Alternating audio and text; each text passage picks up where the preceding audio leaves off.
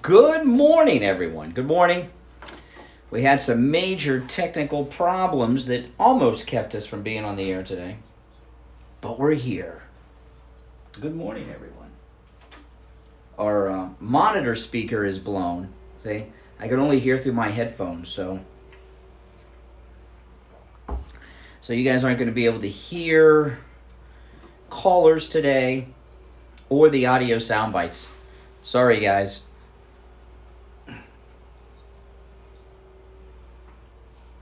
I know it's rough. You won't be able to hear Steve either when I call him up.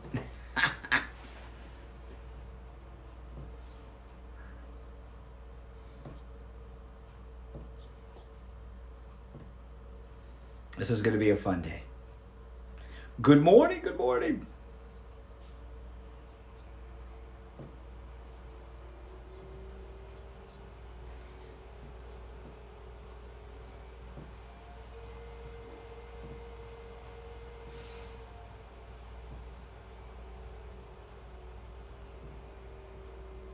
Amazon. Okay, that's good. That's awesome. What do you listen to on there? You listen on YouTube? You listen on iHeart? Comb my hair? I'm on the radio. My hair doesn't matter, okay? I'm on the radio. Oh my goodness, what a day. Week is not starting off well. Yes.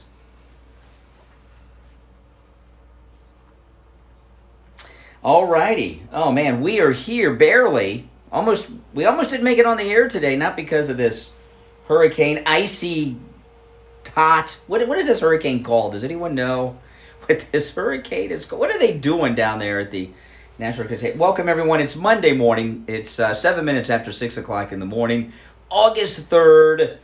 Can you believe it? 2020. My name is Brian Craig. This is the Steve Kane Radio Show. And came into the radio station this morning, and we had technical snafu after technical snafu. We are on the air with some limited technical abilities that most of you in the listening audience would never even know about. And there's an amplifier that is burned out here in the studio. And looking at the knobs on the amplifier, it looks to be an older amplifier. Is that? Oh my goodness, the knobs on that thing, it looks like it's from the 70s, but an amplifier has blown out, which controls our monitor speakers here in the studio. But Don, the engineer, is going to come in sometime today and fix it, switch it out. And the problem is, this is going to be a lot of fun today, because today is the first day that Steve Kane will be broadcasting from his home studio. The home studio is ready to go, and we did do a test. That's why Steve was here in studio on Friday. We were going over some of the things we got to do for it. And because we had everything planned out, we were going to I got in here early this morning, and at about 5:45 in the morning, I was going to connect to Steve, and we were going to do a test from his home studio. But because we were having technical problems, we had to run down so that we could get on the radio today. We were not able to do our test. So we're actually, this is going to be a lot of fun. We are going to do the test run from Steve Kane's home studio live on the air later this morning. That should be great. Oh yeah, that's just what you want to do. And Steve is, he's not very techy. So it's going to be a crapshoot as to whether or not the studio from Steve's house connects with us or not. Well, and we're going to find out live on the air. So we really wanted to do a test run off the air. But hey, live radio, so much going on. Someone in the YouTube live chat told me to comb my hair. And I told them, I said, I'm on the radio. What my hair looks like doesn't matter. I shouldn't be combing my hair on the radio. You're lucky I shower. Although I haven't been shaving as much. A lot of you guys not shaving as much because we're wearing masks all the time. All right, listen, lots happening, lots going on. Something leaked out over the weekend about this voting at home nonsense. And it happened quite by accident. on MSNBC, live television. Like, we're going to do this live techie thing with Steve later in the show, and it may work, it may not, it may be smooth as silk, it may be a disaster because of the technical problems we're having here. We'll get through it. But something leaked out, something was said on MSNBC Live that was not for mainstream consumption. That's right. And what leaked out, which I'm going to get to in just a minute, what leaked out was the plan that the Democrats have, and you know what? The Republican establishment, never Trumpers, might be a part of this for all the hell I know. But there is a plan with this mail-in voting to deny President Trump the presidency. I'm going to play you the audio coming up in just a little bit. And it is some pretty shocking stuff. Pretty shocking stuff. We're also going to talk about this Canadian, what's this Canadian hockey player's name? I never heard of the guy before. Matt Dumba? Is that his name? Dumba? Matt Dumba? We're going to talk about this. I just happened to be flipping through the network channels and came across this live, this kneeling during the Star-Spangled Banner. I guess, is it the qualifying round for Stanley Cup? I don't know. I'm not into hockey. I was flipping around because I was looking for the local news for the hurricane that we were waiting for over the weekend. And what I saw was disgusting. It was appalling. I never heard of this guy before. And then when I looked him up, it was even more outrageous, this kneeling during the Star-Spangled Banner. So we're going to get into all of that on the program and a whole bunch more as well, because, here we are, we're in some really tough times. This has been a very bad year, hasn't it? It's been a bad year.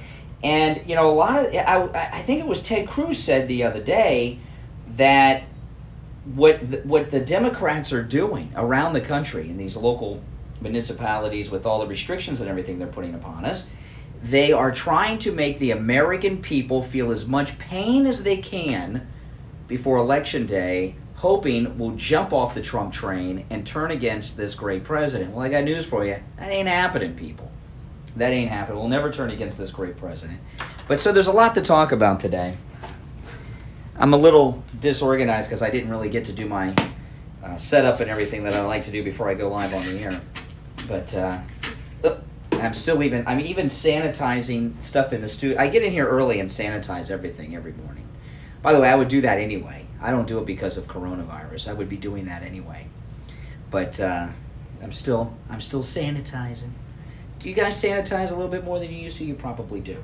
All right, and since I'm a little disorganized and we have a technical disaster coming up when we run by Steve's studio for the first time, we'll kind of keep it open phones today, so long as your conversation is relevant. I mean, I don't want somebody to call in and tell me what kind of pizza they like, but if you think that you have something to say that is relevant, you are welcome to call in. Our number toll-free, 1-888-GO-CANE, 1-888-465-2631. I'm going to take this break a little early so that I can recoup and get organized here. And then after the break, I'm going to share with you the Democrat plot to steal the presidency from President Trump. All right, we'll be right back. Don't go anywhere. See, the monitor speaker amp is blown out, so I can't hear. You guys aren't going to be able to hear callers or commercials. I can only hear on headphones. And, that's the way it is. But we were messing with this morning, so I didn't get a chance.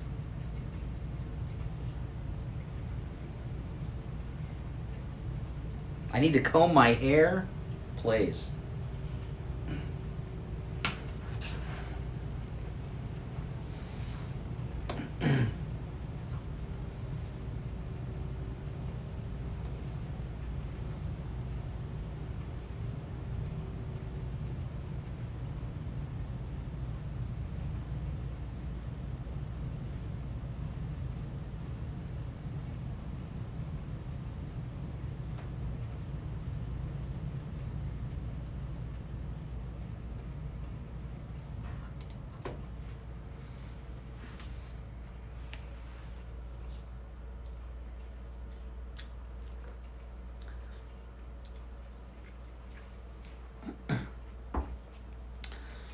the last thing you worry about on the radio is your hair. Okay? I could fix it, but I feel like I don't want to because people are telling me to. I don't want to,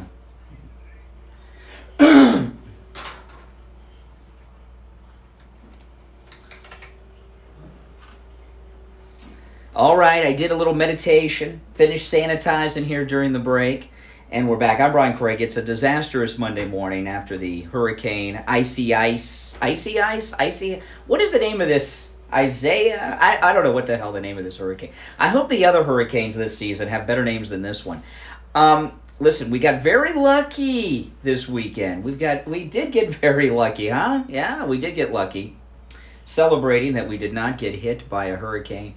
And that's a good thing, but you always want to be prepared, and you want to call Debbie over at I Will Advisors and have Debbie review your hurricane coverage. I do this each and every year, and your hurricane coverage is your homeowner's policy, or if you're a commercial property owner, it's called property and casualty is also another thing that homeowners insurance and property insurance and hurricane insurance is referred to. Each and every year, your insurance goes up. Most people have their homeowner's policy connected to their mortgage if they have a mortgage. And since it's in the mortgage, it's kind of hidden. But, most mortgages go down a little bit every year. And the reason they go down is because you're paying off more of the principal. But that homeowner's policy, if you don't have it reviewed by Debbie at I Will Advisors, goes up and up and up. And it just seems somehow it goes up at the same rate that the mortgage payments declining, and it kind of your mortgage stays the same year after year, or about the same, and people don't know it. So you want to call Debbie at I Will Advisors, have her review your homeowner's policy, make sure you're not paying too much, and you probably are. I review mine every year. And you also, we got very lucky, but this is going to be a very busy hurricane season, very busy one. You want her to review your hurricane coverage. Make sure that everything you want and need is covered. That's right. After that hurricane hits, you got what you got. And you can call Debbie. She'll review your policy, make sure you're not paying too much. It costs you nothing to do this. All that you have is an opportunity to save money. And when you have your hurricane policy reviewed, ask her, is this covered? Is that covered? If this happens, will I be protected? And she'll do all that for you. Her number is 954-753-8080. Now, if you call and it's not business hours, overnights, or you call now, and their office isn't open, obviously, this early, leave a message, and they will call you back during business hours. 954-753-8080. 954-753-8080. Okay, so let me get right to it. This voting at home thing is a big scam. And President Trump said late last week, he was pointing to a primary election. Was it a primary in New York? They had a tiny little election in New York, and as of last week, they still didn't have the final result. And he was talking about how, this was the president last week, he said that with this voting at home business, this voting at home scam and racket the Democrats are running on us, we may not know who the victor is ever, because it'll be so chaotic among the states. Some states will get the results in on time, it'll be quick, others it'll be a disaster. And of course, the ones that'll be a disaster are the ones that are always the disaster, the Democrat states. And we may not know who the official tallied victor is ever. Ever. And you know what? That's true. Or it may take a year. It's a total disaster. You all know this. And Lawrence Tribe was on with, what's her name? The primetime woman on MSNBC, Joy Reid.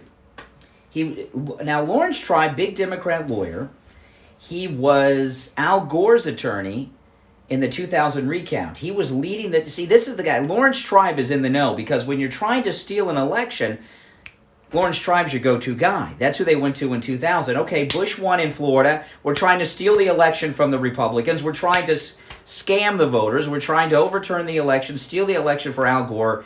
And Lawrence Tribe was the lead attorney who was trying to steal the election in 2000 here during the Florida recount. So he's involved in knowing what's going on. And he was on Joy Reid's program Friday, And I guess because he's getting up there in years, he's not as quick as he was, he slipped. Lawrence Tribe slipped. And he shared what the plan is to steal this election from President Trump. Here it is. This is Lawrence Tribe Friday. Joy Reid, MSNBC. You guys won't be able to hear on YouTube because of this technical snafu. It'll be back tomorrow.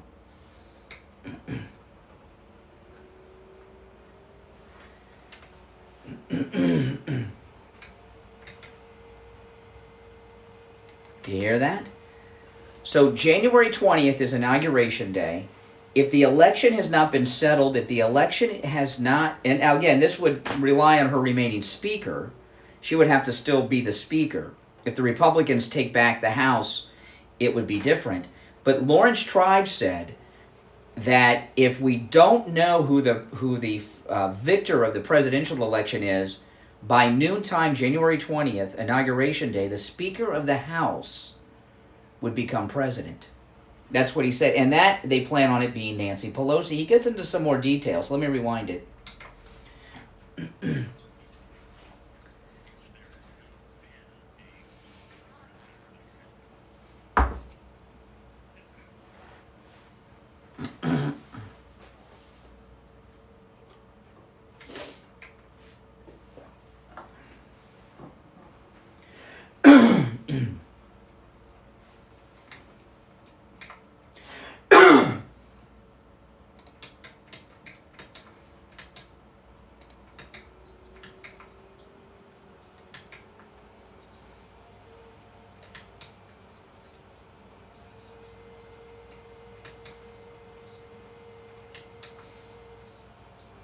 Okay, so Nancy Pelosi has a plan to become the president on January 20th, 2021. And it's the confusion and lack of result from the mail-in vote, the voting at home scam that they're running. And, you know, Nancy Pelosi was on MSNBC a couple weeks back. I played a clip, and now I know exactly, the one where she talked about fumigating the president out. This was Nancy Pelosi about 2 weeks ago. And she said something, but I didn't know the end of the story here, that Lawrence Tribe was so nice to leak out to us on Friday on Joy Reid Show. Listen to Pelosi. This is 2 weeks ago.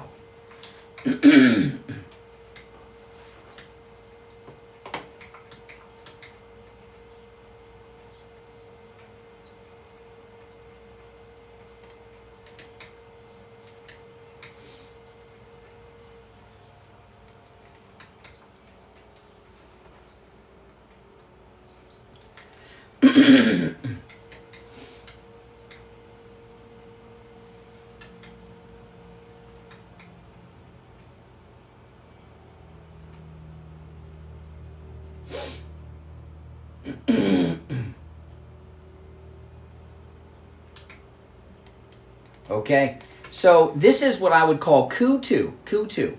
They had a coup going on after President Trump's first election. That was the phony Russia dossier and the Mueller investigation. And after his re-election, they're planning on having coup two by not being able to declare a final winner at the Electoral College because there's going to be chaos in these Democrat states, and using, the Constitution. This is what they did in 7 Days in May, the remake. They had a constitutional way to have the coup. They are talking about how in his second term, coup two, undecided election, it's January 20th. They plan on Nancy's election being certified in her district in San Francisco, her remaining speaker. That's right. And she will take over the reins as the president until this is all settled, which will take about 12 years. Now, I know you guys might think this is nuts, but these are desperate people. And they're consumed with their hatred of President Trump. Look what they put the country through these last 4 years because they hate Donald Trump so much. This is what their plan is. Nancy Pelosi to become president. Noon, I guess it would be 12:01, January 20th. They plan on swearing her in. They'll probably find some Obama-appointed federal judge to have on standby to swear her in the Capitol, at the Capitol building on Inauguration Day. I tell you, these liberals, these Democrats, this political establishment, and notice how, well, I just had my briefing on the succession of power, and this is how it works. Oh my goodness. Lawrence Tribe screwed up. You see, they're not supposed to talk this way on national television. This is for their little private meetings. We're not supposed to hear this. Lawrence Tribe let the cat out of the bag. All right, let's go to the phones. You're on the radio. Good morning. Yes. Yeah, Al.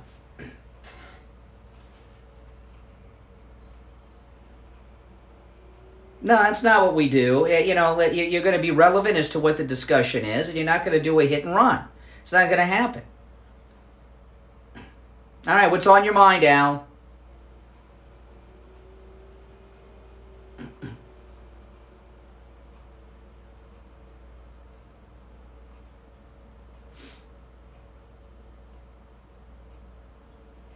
Well, he didn't. He talked about that. He wasn't saying suspend the election.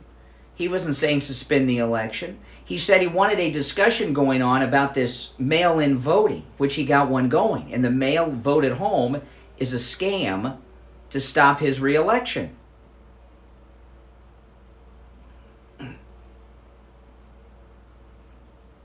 What are those states? What are those states? What are the states? You said there's 3 states that only vote by mail. You're knowledgeable. What are those states? So you don't know. Now, enough, Al. Listen, I like Al's call, but just because he's a liberal doesn't mean he's going to hijack the show. And you're not going to ask me questions and say things and then not respond when I respond. There's a certain etiquette here. I let him go because I'm not going to let him hijack the direction of the show. He asks questions, he brings things up, I respond every time, and I ask him a question, he moves on like I'm not here. So, you know, there's some rules to calling in. You know, I mean, come on. Can't let a caller hijack the show that way. When you can play the game the way that talk radio is played, Al, and don't say, oh, he doesn't want to deal with me because I'm a liberal. Listen, I can't turn the show over to you. You don't respond to anything I say. I respond to everything you say. That's not a conversation. It's disrespectful, and it's not going to happen. I'm happy to talk about your ridiculous topics like, who built the pyramids and and all that stuff like we did on Friday's show. But when I bring something up to you, you just move on to the next thing like I'm not even here. So that's not how it works. There's a major difference between absentee balloting and this voting at home scam that they're running, okay? Absentee balloting is people that cannot show up to the polls, contact their local supervisor of elections. There is a process. It's different in every state. And some states you have to really prove that you can't show up. And then they send you an absentee ballot after a process is done here to receive one. This voting at home racket, what this is about is mailing a ballot to every person that is on the voter rolls. Now we know that the voter rolls are filled with fictitious people that don't exist, right? That are just the fake people that they use to stuff ballot boxes with. And God only knows how many dead people are on the voter rolls. If they were to mail out ballots in all 50 states to everyone on the voting rolls, think about this now. You know that I'm right. You would have counties, maybe even states. You would have states that have more ballots mailed out than there are residents of the state or of that county. And you know that's true. Right? Milli Vanilli said it. Girl, you know it's true. Right? It's Milli Vanilli. And the Democrats know this. And it would cause complete chaos. And it would stop having a certified election. We would have, and you know what, even if it was just 2 states, like say New York and California, the 2 big Democrat states, right? There are more votes than there are residents of those states, which is likely to happen because there's so much fraud in the Democrat election. See, you know, when they have to do the regular election process, they do some fraudulent voting. but not on that scale. And when it became obvious that more people voted than live in LA County or in the state of California, or more people voted than live in Manhattan or live in all of the state of New York, people would be like, oh my goodness, it would cause complete chaos. January 20th, Speaker of the House becomes the president. Hell, it might even have to go to a vote in the House of Representatives. You know, and they understand the House of Representatives would be controlled by Democrats. So they are looking for a way to have coup 2 through this vote at home and stop the re-election of President Trump. While they're accusing us of election interference, they're the ones interfering in it. Now, I want to take your calls on 2 things I'm going to throw out now. One, this topic that I have on the table, okay? Nancy Pelosi and the Democrats' plan, coup 2, to steal the re-election from our president, Donald Trump. And also, Al's call there, not liberal Al the John, the Al from Coral Springs. Am I wrong with him? Does he call in, rarely talking about what we're talking about, hijacks the show? I respond to everything he brings up, no matter how outlandish and how far out in left field it is. Anytime I bring anything up, he changes the subject. He won't respond to anything I say. Is my perception wrong? Should I allow him to continue to do that? Or should he have to abide by the basic rules of conversation, at least, to call in? So I'll take your calls on both of those things. Our number toll-free, 1-888-GO-KANE-1, 888-465-2631. Friendly Tire in Margate. Let me tell you this, okay? Boy, it's raining a lot. We're in hurricane season, obviously, after this weekend. And you know, as well as I do, we're going to have a lot of bad weather this hurricane season. It's already been here. You do not want to be driving around on tires that have the improper tread on them. You want to be driving on your car, your kid's car, your wife's car, your family vehicle. You want tires that are safe, that have the proper tread, so on these wet and rainy roads, you have no worries. And Friendly Tire at Margate is the place to go. Every car in my household is on the road on tires from Friendly Tire. Okay, I just got my Ford Explorer back from Champaign Automotive Repair. First thing I did was go over to Friendly Tire. I bought 4 new tires, and I got SUV tires on it. And the lowest price I could find on those tires around town, $175 a tire. $175 a tire. Friendly Tire's price, $75 a tire. And by the way, that's out the door and on the road, because they don't charge you to mount the tire. They don't charge you to balance the tire. Friendly Tire does not charge any other hidden fees. That's it, out the door and on the road, $75. Brand new tires on my Ford Explorer. It's absolutely amazing. I know.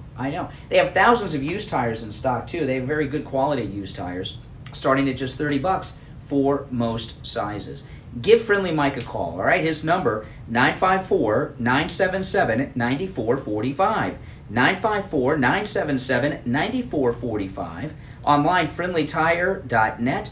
Friendly Tire is located in Margate, 5415 Northwest 15th Street. 15th Street, just a little north of Coconut Creek Parkway, on the east side of State Road 7, 441. And again, Friendly Mike will give you a quote right over the phone, 954-977-9445. We'll be back right after this. I can't let the guy hijack the show. I don't know. What do you all think? You tell me.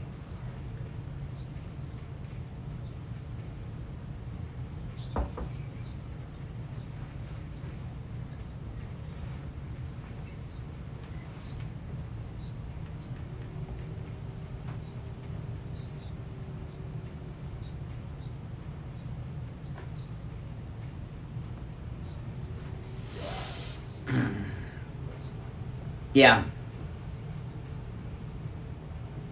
How's it working? Everything fine? It's tough because I can't hear the spots, you know. Well, you are hearing the spots in the phone. Yeah, it's just a little, I can't move. I got to stay here. You want a longer wire? No, it's fine.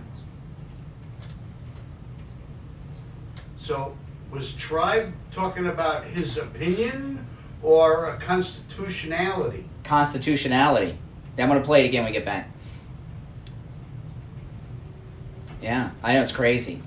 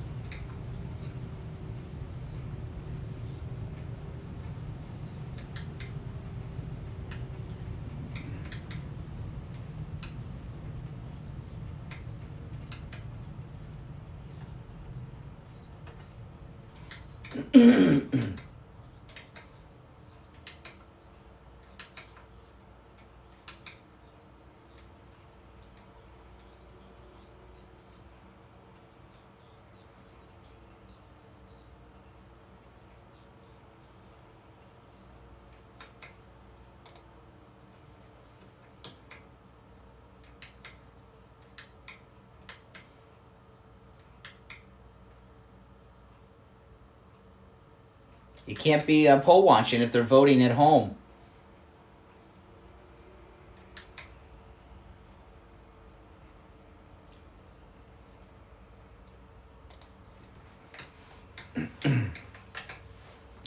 All right, welcome back. 36 minutes after the hour. I'm Brian Craig. This is the Steve Kane Radio Show, Florida's longest-running radio show. So I uncovered this plot by the Democrats with the vote at home, and I'll play the clip again and explain. Lawrence Tribe, a big Democrat lawyer, he was Al Gore's lawyer in the 2000 recount, all right? And the Democrats knew they were trying to steal the election in 2000 here in Florida. Not one count, even one that was done by the media, the Republican-hating media, after everything was settled, there wasn't a single count that had Al Gore anything other than behind George Bush, all right? George Bush was ahead in every count that was done, even the Democrats' count, okay? And Lawrence Tribe, who was trying to steal the election as the senior lawyer for Al Gore's coup attempt there in 2000, he was the one that got these judges who ruled to go to these Democrat counties, start doing recounts in Democrat counties. Remember all this? So the presidency ends, this term ends at noon on January 20th. All right? That's it. Second term begins at 1 second after 12 noon. And if you don't have an election result from the chaos of the mail-in voting, our electoral college hasn't gotten together. Nothing. There's been no president declared. Line of succession shows, by the way, the vice president would no longer be the vice president. So the Speaker of the House would become the president until such time as this issue was settled. Now, it could be a vote in the House of Representatives. Democrats plan on maintaining control, so they'd pick, of course, Biden. Or maybe they'll pick Pelosi to stay there. And Lawrence Tribe blew it.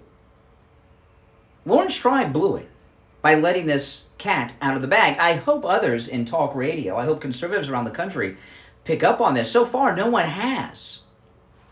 I happened to catch it. And I picked up the audio, and I held on to it all weekend to share it with you guys here on the radio today. And then we play it again. And then he goes on to talk about how the entire Trump cabinet would no longer be the cabinet, right? The Attorney General would no longer be the Attorney General because his term is ended at 12 noon on January 20th, leaving Nancy Pelosi the president.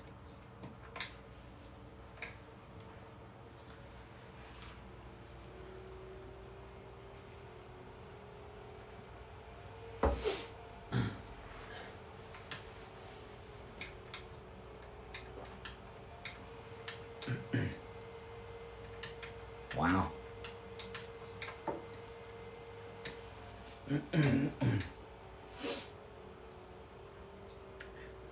The speakers are out for today. You won't be able to hear. It'll be fixed later today.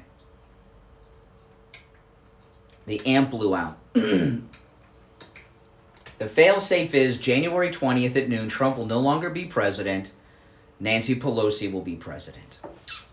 And since the entire cabinet would no longer officially be the cabinet, Nancy could appoint her own cabinet.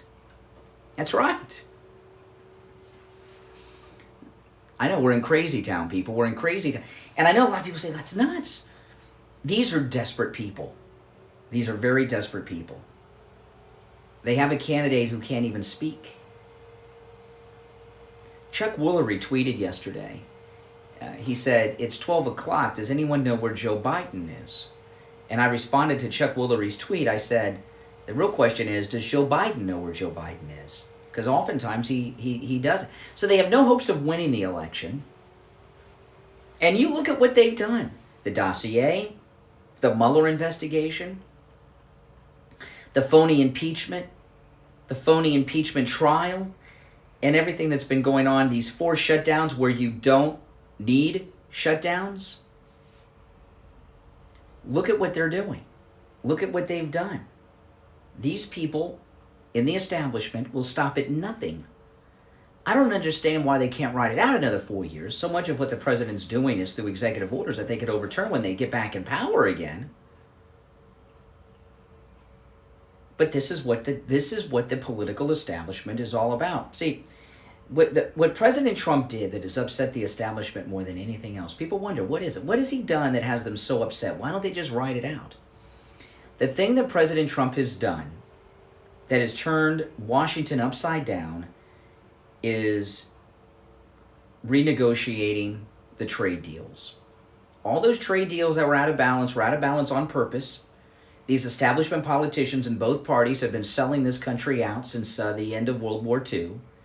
And these out of balance things where we have no import tax hardly, and these other countries have like 45 or 50%, that's not an accident. It was done that way on purpose. That's how they make their money.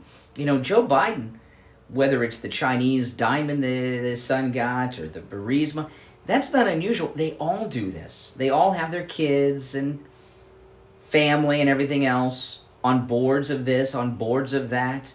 You know, they have all kinds of ways to pay them off through selling out this country. And President Trump equaling out these trade deals, that is why they're really after him. That's how they really, truly make their money more than anything. And that's why they're after him so hard. Okay? Coup 2. You heard it? I think you've heard it here first. And, you know, this has been a very rough weekend. I actually, over the weekend, did a podcast on this very same topic. I went through everything I laid out. And instead of saving and exporting the podcast, because, you know, the podcast is recorded, I hit delete. I did this entire show, laying out the entire case with my wife over the weekend on my podcast, and I hit delete. I was sick. I was going to upload this on my podcast on the weekend, but I didn't because I hit delete. I've never done that before. Oh man. But you would have heard it first there. But now you're hearing it first here on the radio this morning. Our number toll free 1-888-GO Kane 1-888-465-2631. And you know the left have been against this voting at home for many, many years. Over the weekend, somebody put together a montage. Listen, this is Debbie Wasserman Schultz and other Democrats talking about the dangers of this voting mail-in at home racket. Listen.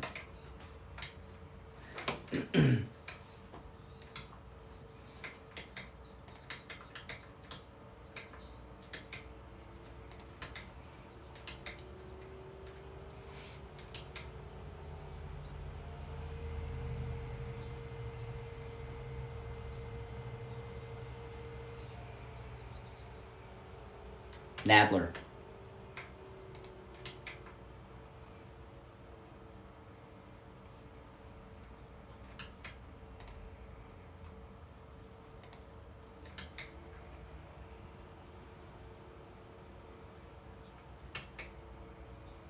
Okay, so I mean that goes on and on, but there's our hometown girl, Debbie Wasserman Schultz, and Jerry Nadler, Pizza the Hut himself, who looks like Danny DeVito's penguin.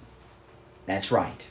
They are both very much against voting at home and mail-in voting because they understand what a scam it can be. But this is their only hope. That's how popular Trump is. If these phony polls, if any of them were real, would they be going this far? Of course they would not.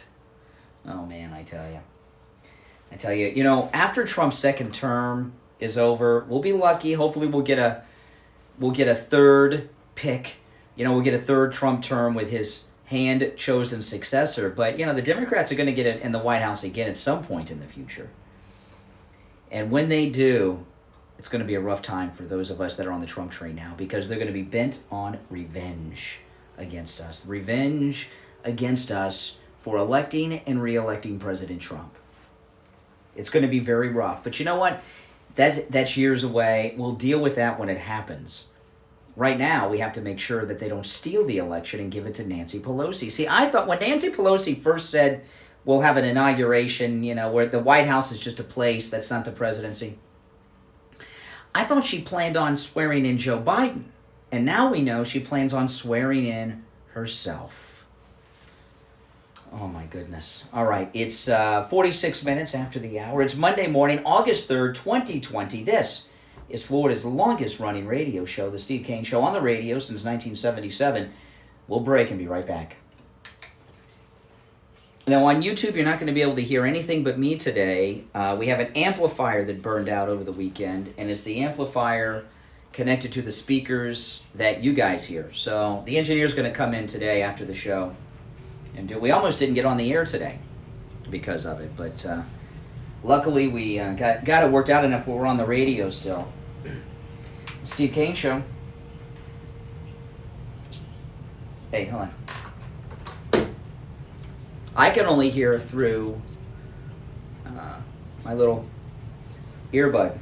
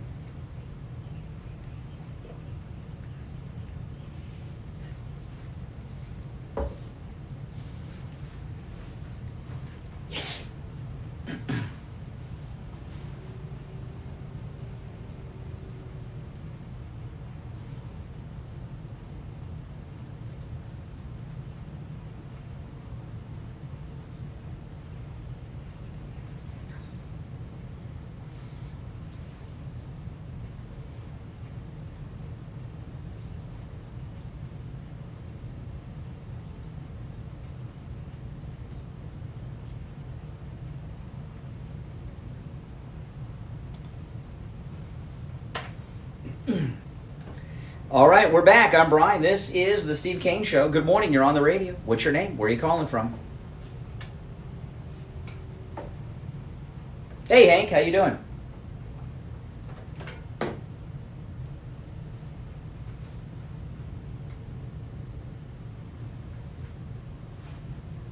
It's pretty bad, isn't it? It's pretty bad.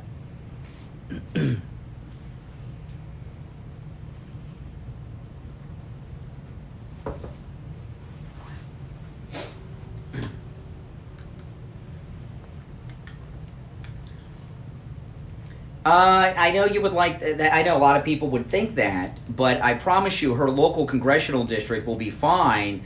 The confusion will be with the Electoral College, which she doesn't have to go to. These people, they're sick. They're sick people. Well, it really makes you question whether or not we're in a democracy. Is this a free country, or have we just had an illusion of it?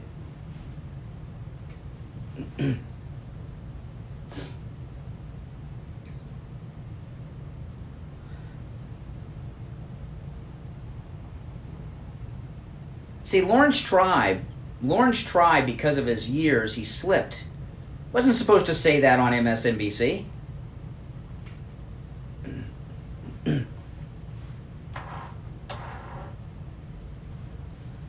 Oh, my goodness. I don't like watching this liberal crap, but someone's got to do it.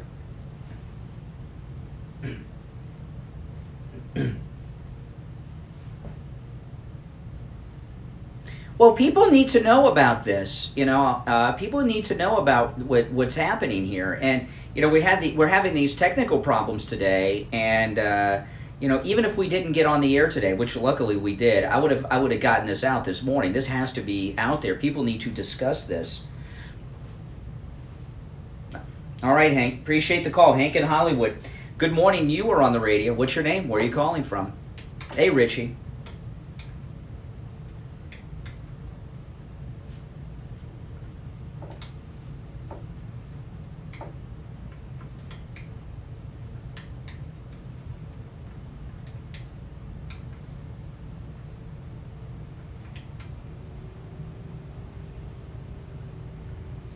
Yes.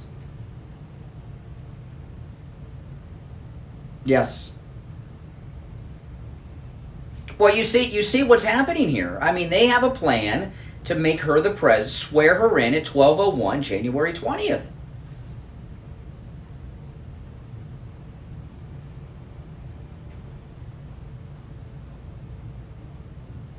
Still, so far as I know, isn't it still going on? Yeah, we're in August now.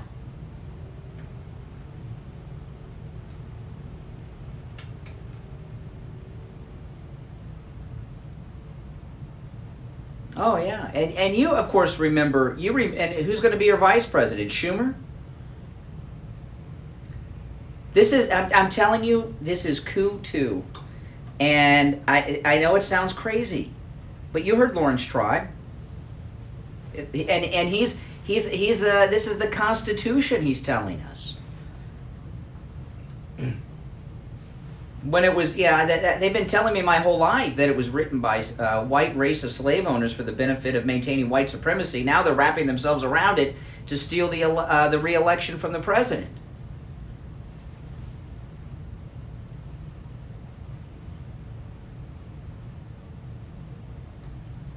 By the way, do you know how to pronounce the name of this hurricane that we didn't get this weekend? Icy hot? What's it called? Icy ISIS? What? Icy hot. I hope every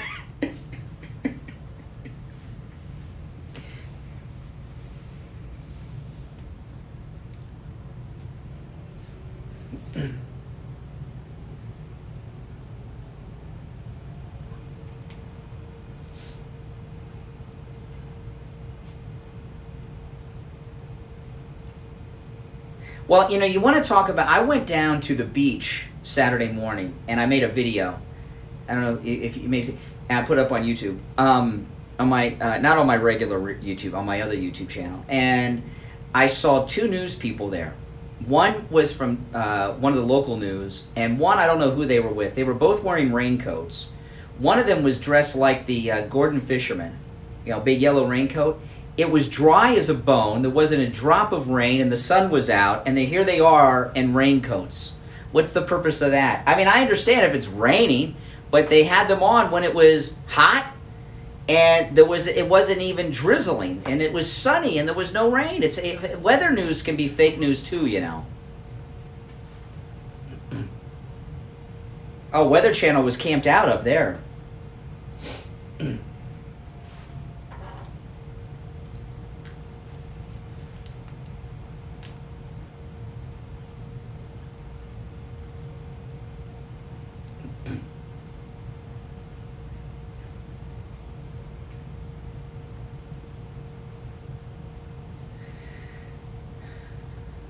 Oh, okay, not Al the John, the new Al, the new liberal Al from Coral Springs.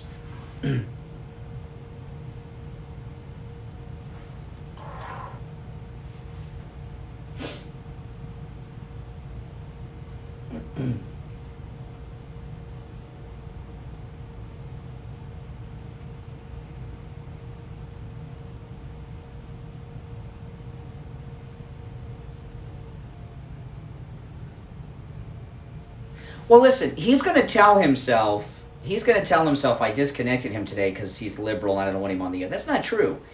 Whatever he brings up, on Friday he called in and was talking about Egypt and I talk about whatever he brings up. Anytime I bring up anything, even responding to what he brought up, he moves on to something else and ignores it. And I just can't let that happen. I would lose control of the show.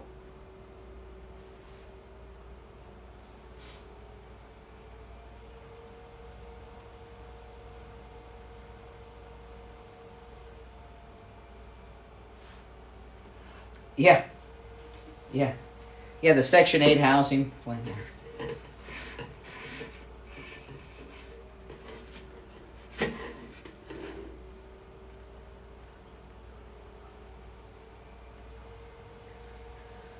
Well, wait, let me tell people what this is about. Obama put in this thing that new housing developments had to have a certain number of Section 8 housing inside of them. And, I'm not against poor people or anything, but me personally, my wife and I, when we first got married, we had a condo in Plantation, and we moved to Palm Beach County. And we wanted to move into a house out of a condo because we'd had our daughter and everything. And, we had a nice condo and everything. But you want your kid to grow up in a house, not a condo's an apartment, right? And we moved to Palm Beach County out of Plantation, where my wife grew up, because there's too many rental properties around. And when you're residential, when you're looking to buy a home, that's an investment. It's the largest investment most people ever make.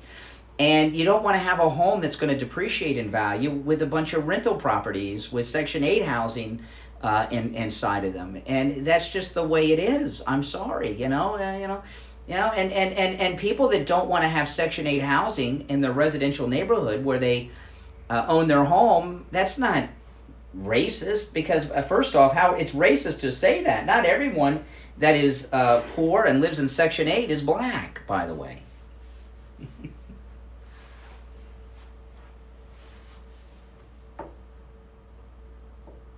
Biden?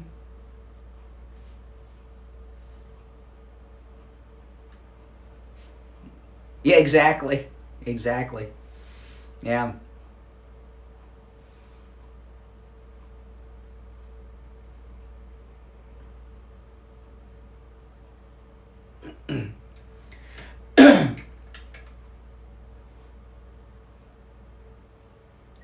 That's right. When I bought my house, and I've lived in the same house for like 16 years now, there were two things that we looked for, mainly. One, very good schools and close to the schools. That's one. And because of what we saw happen in Plantation with all the Section 8 and rental properties coming up, we moved into an area that was already built up. That wasn't going to have new things built into it, new housing developments built into it because of this Obama thing. My house, that's a big part of my retirement, man. I can't have a bunch of Section 8 low-income rental housing in my neighborhood. Can you, Richie? Would that piss you off? It brings down your property value.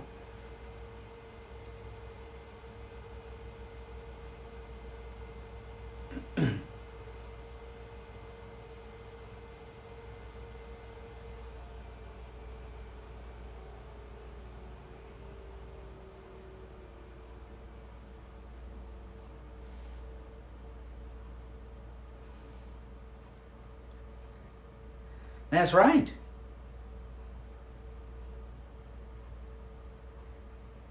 That's true. And people that either rent or didn't pay for their home or something don't take as good of care of it as those who do. They don't care. Yeah, like even in my development, my HOA, if there's when the foreclosure crisis went on, the HOA picked up a bunch of houses and started renting them out. Oh my goodness, how many? There are like 12 people living in some of these houses. It was a big problem.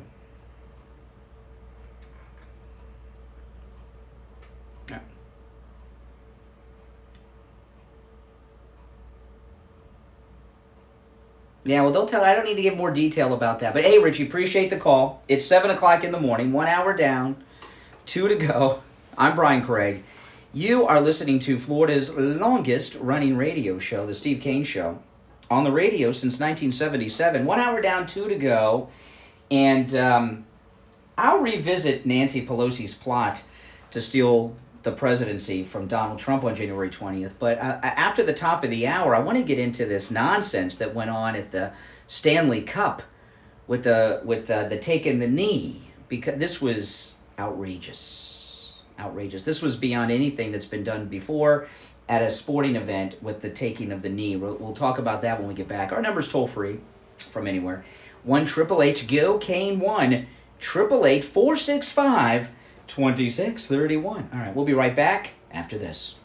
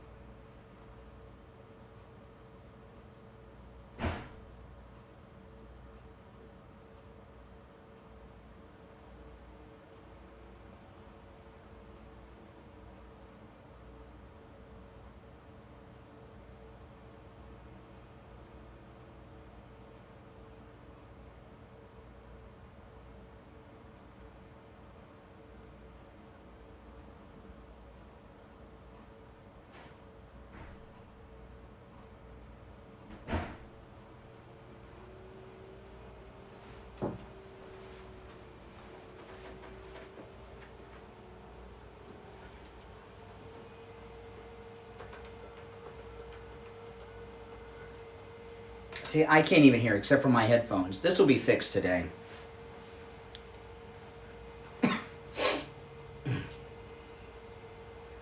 Now, do you have it on? No, you got to turn the radio off and listen on the headphones. Get that turned on. You should be able to hear the spots.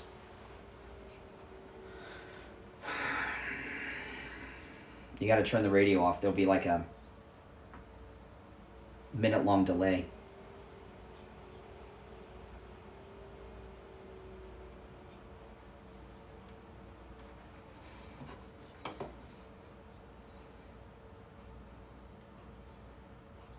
Well, I'm going to have to go in a minute. I got to come back.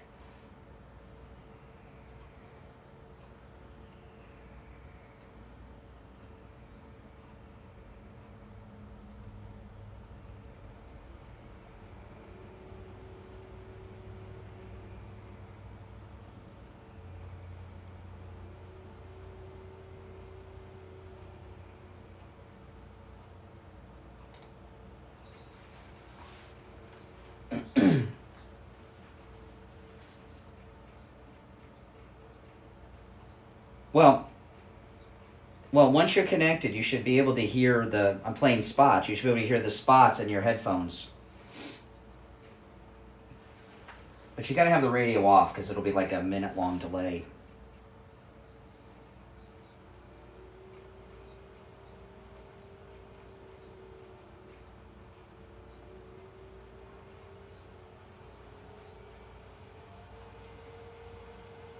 I got to come back here in a minute, so.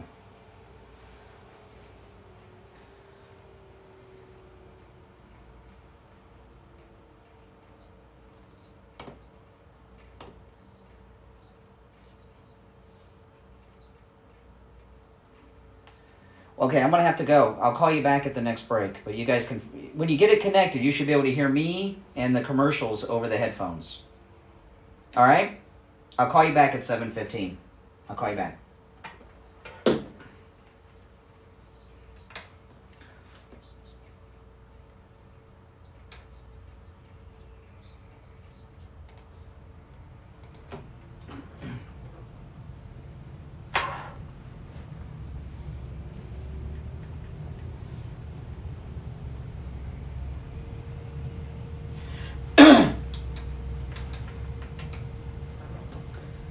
Yes. Hour number 2 has begun, people. Welcome to the show. I'm Brian Craig. This is the Steve Kane Radio Show, Florida's longest-running radio show. Steve will be joining us in just a bit. This is the first day Steve will be broadcasting from his home-based radio studio, and it's really a bad day to do this because we're having a major technical snafu on my end here at the radio station that's going to be fixed today. But it's not fixed yet, so it's kind of messing things up a little bit, but hopefully Steve will be joining us from his studio at home, which was completed Friday. So this is very exciting stuff for us here. So today's going to be a little rough. We're doing something entirely new while we're having technical problems on my end. So it's going to be rough. All right, so welcome back. I'm going to revisit later because I think it's very important. You're welcome to call on this, by the way, still. Nancy Pelosi's plot to become president on Inauguration Day, January 20th, 2021. But what happened with the hockey over the weekend, this was, I caught this live quite by accident. I don't watch hockey. I cannot tell you the name of one professional hockey player. I do know the name of this guy, Matt Dumba. Does he still play? I don't know. I was flipping through the for the local news for the hurricane information, right? Because this Hurricane Icy Hot, or whatever the hell it was called, was coming towards us, and I'm watching the local channels, and I came across this kneeling and this Black Lives Matter happening at the Stanley Cup. And this really pissed me off. And I'm going to play you what he says here in just a moment. What pissed me off when I watched it live was not just that it was happening. I don't give a damn about hockey. I went to one hockey game, and it was terminal. And I had what are considered supposedly the best seats you can have. Someone I know that has season tickets and is a huge hockey fan gave me tickets, and they pay a lot of money for these tickets, and it was I didn't care for it. It's just not my thing. But anyway, that being said, what pissed me off about this is the guy kneeled. The one guy, this Dumba kneeled. No one else did. Now I'm assuming the other ones didn't kneel because the hockey equipment stops them from being able to kneel and get back up, so he kneeled for everyone. He kneeled for the Star-Spangled Banner after he made this speech, which I'm going to play for you. And then Michael Bublé comes out at another arena where there's no one at in Canada and sang "Oh Canada." And when Bublé sang "Oh Canada," Matt Dumba stood up to honor the Canadian national anthem. And then I found something out about this guy that if you're a hockey fan, you probably knew, but I did not know. Now, let me play you his speech that he made before he took the knee, and then I'll share with you, who are like me out there that know nothing of hockey or its players, something about Matt Dumba, which is really outrageous. Okay, so here he is. Before he took the knee, they've got the players. They're on the ice. No one's in the stands because of COVID. He comes out in regular clothes, makes a speech surrounded by the players. Listen to this. Matt Dumba's speech, Stanley Cup.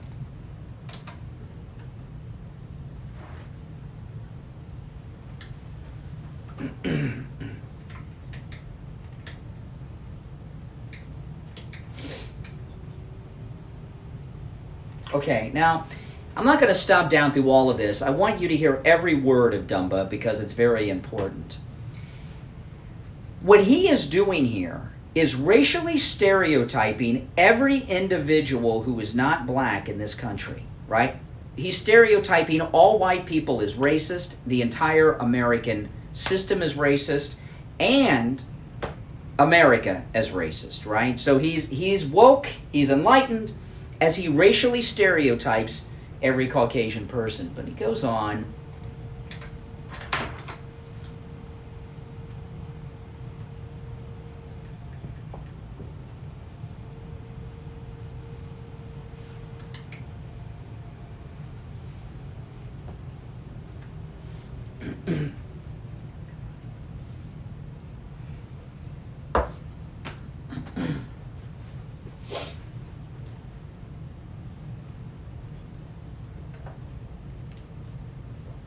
Yeah.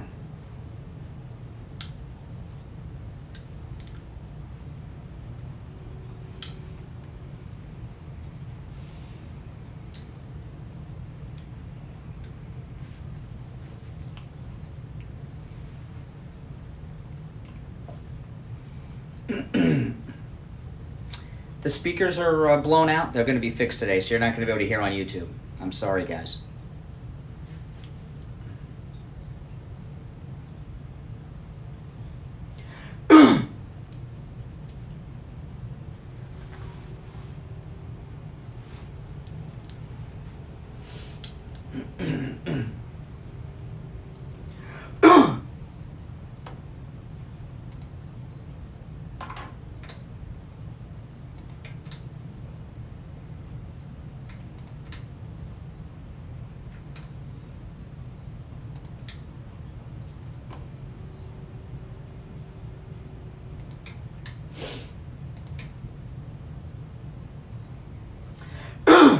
Then he takes the knee.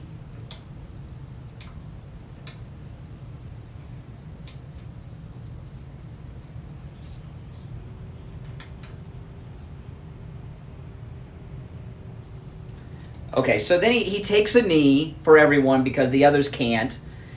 And then after our anthem, the Star Spangled Banner plays, they go to Michael Bublé at an arena in Canada in the center of the ice, and Michael Bublé sings "O Canada," and Matt Dumba stood up for "O Canada" after he took the knee for the Star Spangled Banner.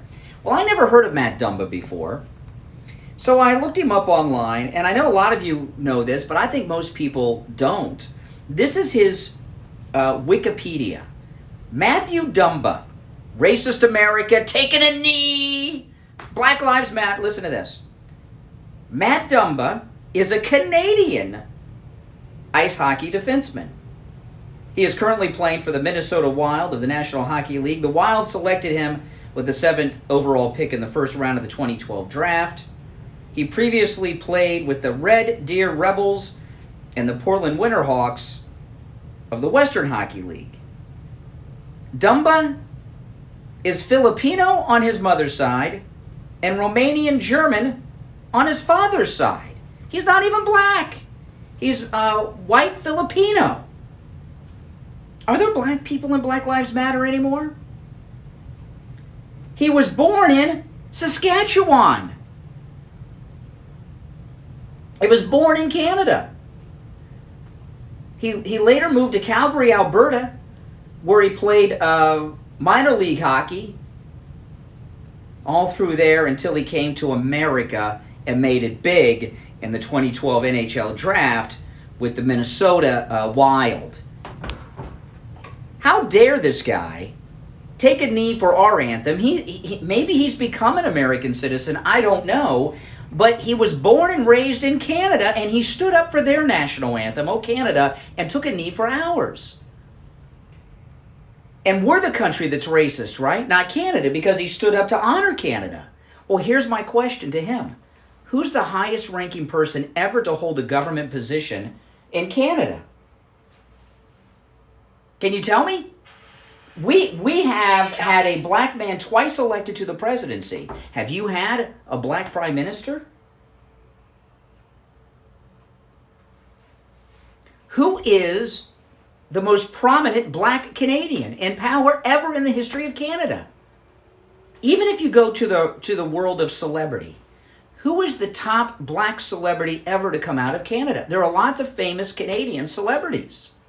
Justin Bieber's the big one these days, but there's a lot of others. Ryan Reynolds, Alanis Morissette, William Shatner. Who are the people in woke Canada? Because Matt Dumba, is it Dumbo? I don't know. He honors Canada, but America's racist.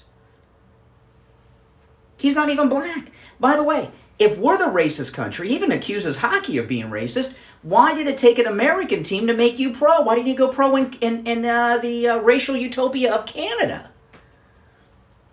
So far as I know, there has not been anyone at the upper levels of power in Canada that's black. An African Canadian. We have African Americans, they have African Canadians, right? So what the hell is he talking about? And no one called him out on this. Now, I never heard of the guy. When I looked him up and saw that he was born and raised in Canada and he's a Canadian, Alex Trebek, another Canadian, exactly. Who are the most high-profile black Canadians? They seem to all be white. But he stood up and honored "O Canada." But it's America that's racist. We're the country that gave him, by the way, he's not even black, he's white Filipino. That's why I looked him up more than to find out, because I said, he doesn't look, I said to my wife, I said, is he black? Because he doesn't look black to me. But you never know, so I looked him up. I had no idea that he was Canadian. I assumed he was an American because he was bashing the United States so much. But when I found out that he's Canadian and he's not black, So what, he's offended for all the black people out there? This guy's disgusting. He only made it when he came to America. Canada didn't put him on a pro team. If you look at his thing, he made it pro in America. Not Canada, but we're the racist country. Do you know who the highest rank, I can name one. The highest ranking person from Canada. You know who it is? I'm talking about in power right now. Who is the most prominent, highest ranking black person from Canada right now, today, August 3rd, 2020? You know who it is? Kamala Harris. Kamala Harris, about to be Joe Biden's losing vice presidential pick. She grew up in Canada. Shame on the hockey league. Couldn't they at least bring out an American who's black?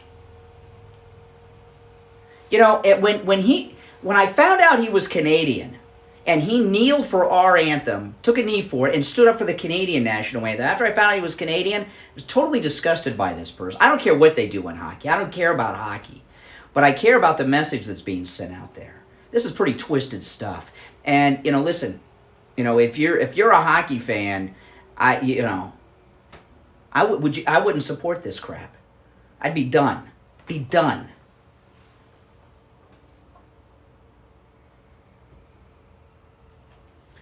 I'd like to hear your thoughts on this. The guy's white and Filipino. He's not black, and he's Canadian. Since when do we let people take the knee and protest our country and honor theirs when their country has no prominent black people in it?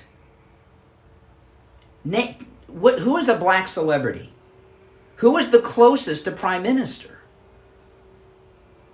in the history of Canada? 1-888-GO-CANE-1, that's our number. I know, it's crazy town we're in. 1-888-GO-CANE-1, that's Kane with a K, K-A-N-E, and the number 1, 888-GO-CANE-1. Numerically, that's 888-465-2631. Enough. All right, let's take our break. We'll be right back. Don't go anywhere.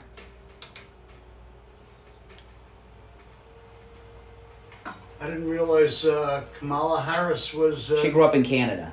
Grew up? Where was she born? California. Oh, okay. Yeah. She came back to America after high school.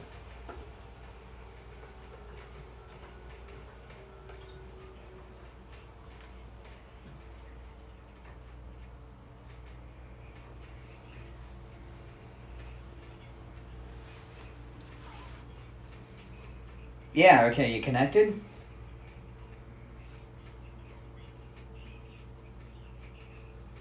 Yeah, but can you hear it? Are you far from the Wi-Fi? Or is the door shut maybe? What? How's it sounding right now? What's it sound like?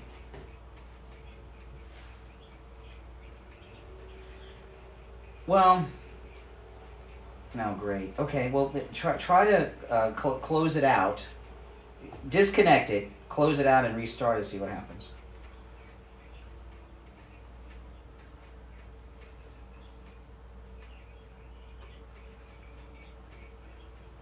It might have to do with the positioning, you know, if you move the computer around a little bit closer to the Wi-Fi.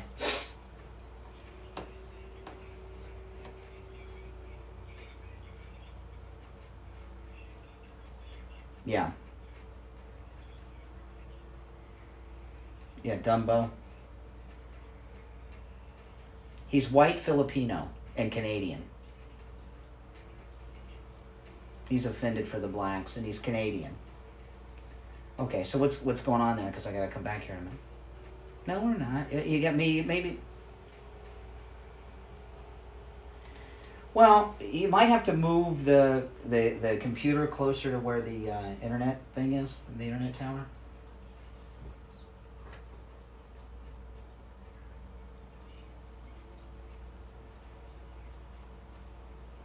Yeah, but I got to come back here in a minute, so.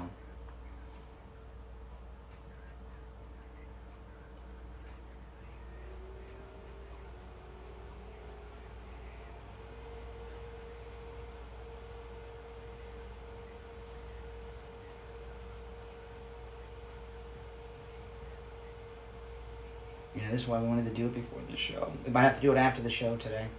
We might have to do it after the show today and do the phone today. No, it's on your end, but you'll get it worked out. It'll work out. It might have to be closer to where the internet tower is. He knows where it is, yeah. There might be something blocking the signal. It's like a radio signal that comes from the internet tower.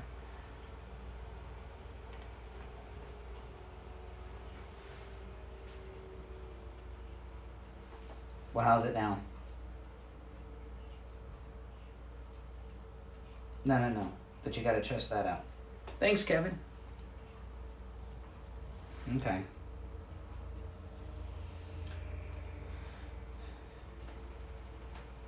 Okay, I'll call you. Did you try it over the weekend and it worked?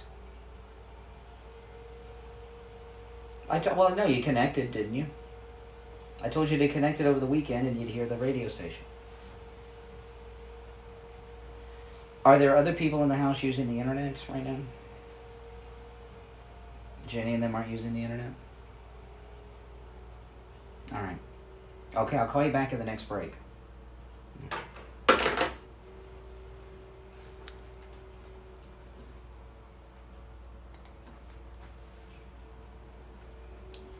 Thanks for those super chats, Kevin. I appreciate that. All right, welcome back, everyone.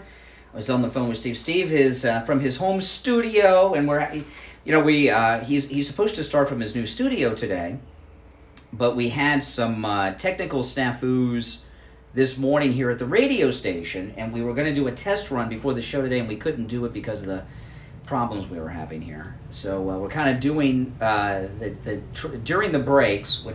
We're trying to work out the technical issues on Steve's end. So hopefully he'll be joining us from his studio in just a bit. If not, we'll have Steve on the phone again today and work it out after the show. All right, it's 23 minutes after the hour. Yeah, okay, so Matt Dumbo of the NHL taking a knee. And, I'm very curious to see how people play this today in conservative, Dumba.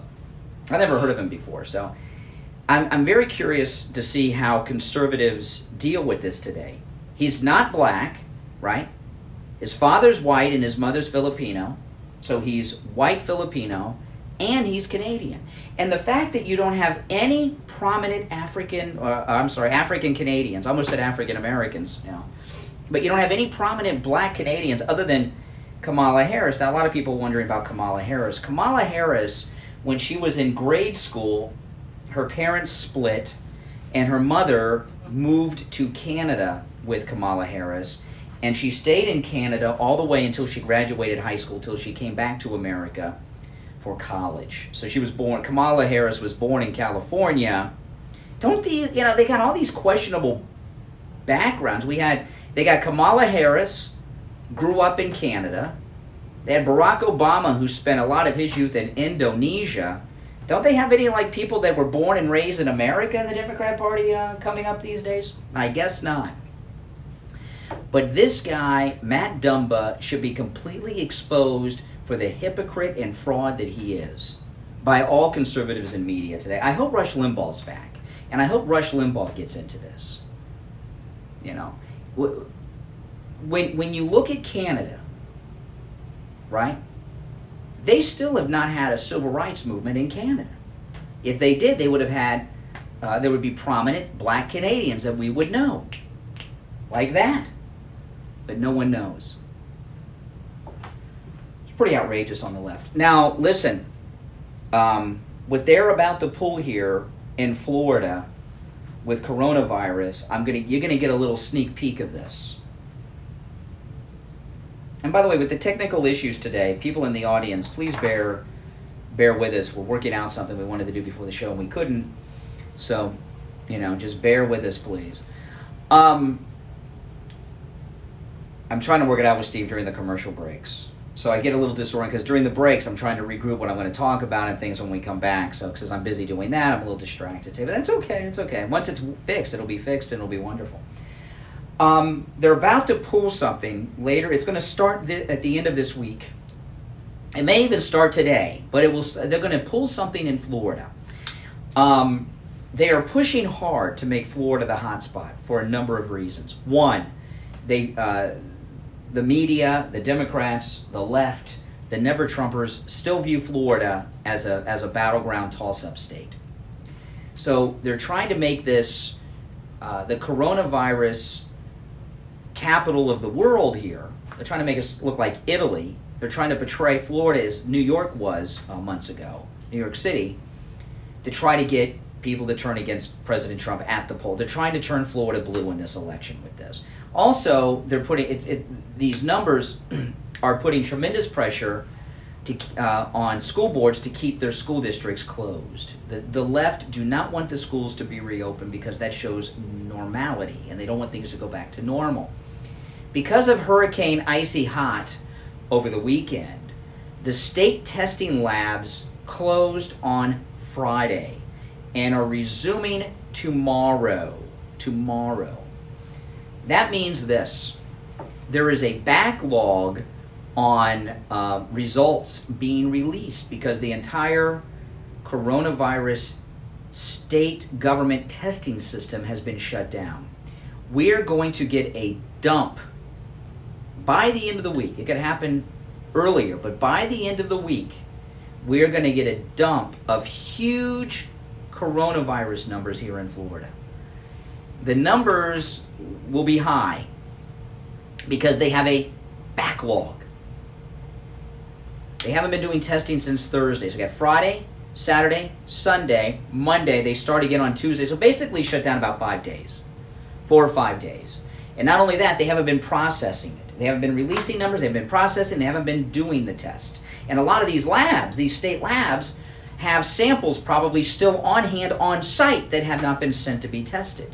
So we are going to get huge numbers by the end of this week in Florida.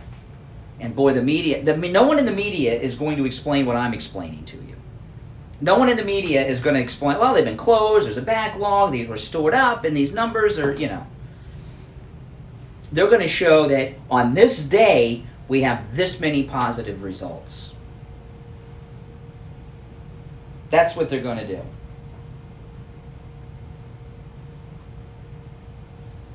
I'm just warning you now, because that's what they do on the left. Nothing. They're trying to steal the election from President Trump again, right? They got coup 2 going on.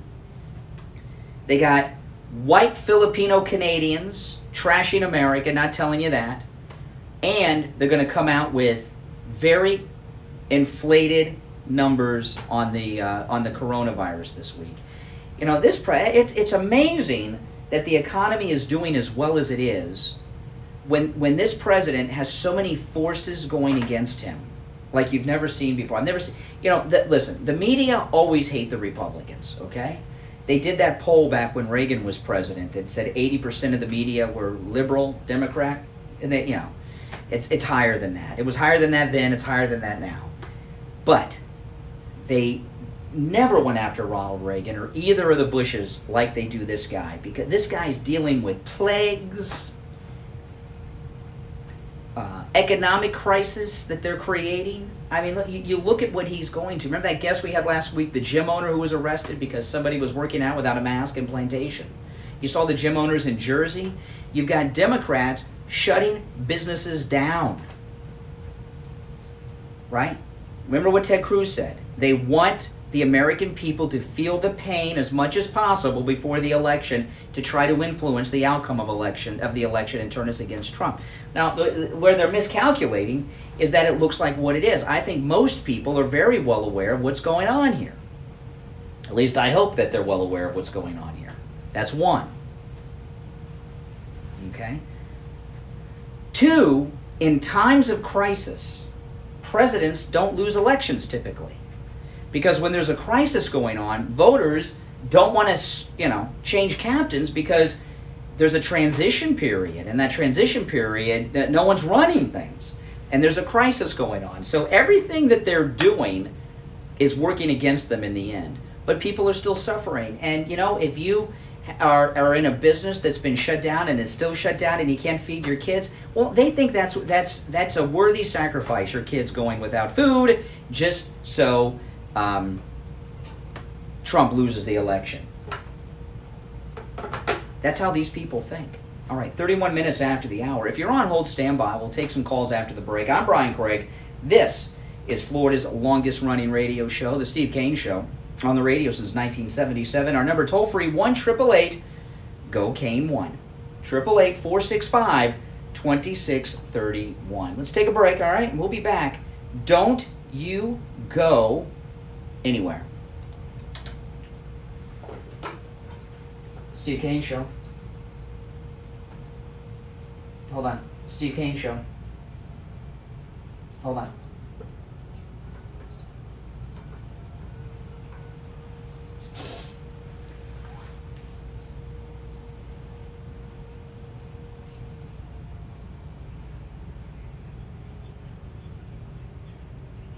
Yeah, what's up?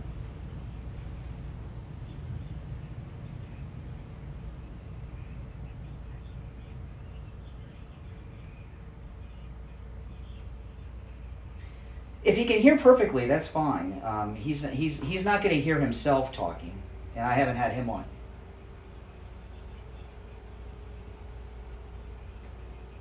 Yeah, I don't have him on. Yeah, I don't have him on because I didn't know you had it set up. So you ready? Okay. All right. Hold on. Let me. Okay. When I come back, I want to pot it up. You got that? He's got the headset and everything on. Okay. What? It won't work in the rat room. You got to go into the computer room to use it. It won't work anywhere else in the house. Where in that room? Where's the Yeah. Where's the tower? Yeah, the router.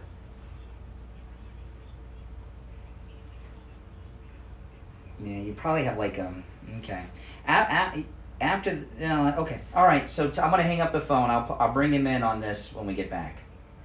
Okay. All right. He's good to go. Okay. Bye.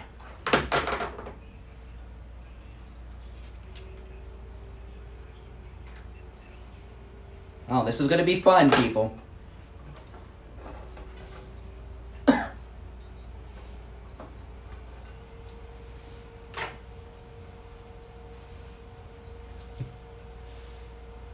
I got the Starbucks over here.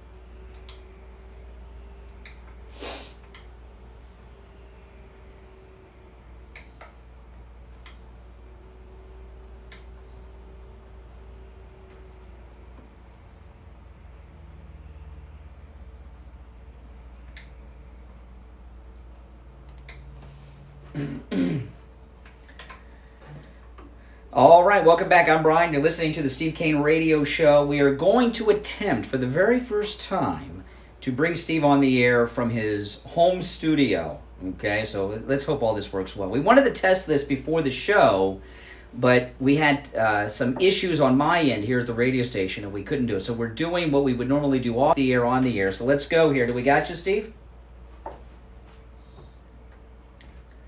I can hear you. Yeah, sure, you can hear me. You can hear me. No, you cannot hear yourself. You cannot hear yourself, but you'll hear me. You'll hear me, you'll hear the callers.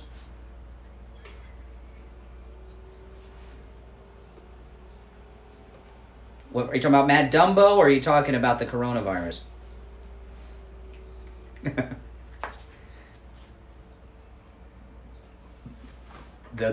Okay.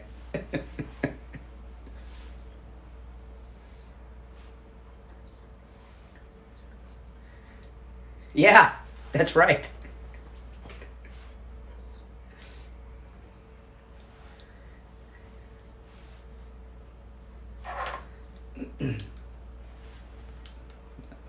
The governor.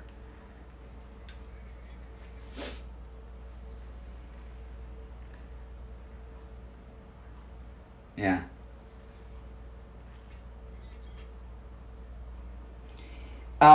Well, you go to the press, you have a press conference, and you announce what I'm sharing. Okay? Yeah.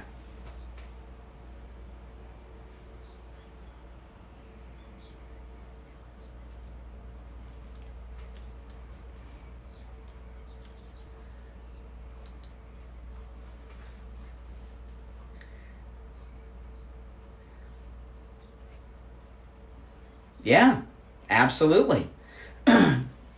I don't think anyone's thought of this but me. What got me thinking about this is yeah, I'm the only one who's thought of this.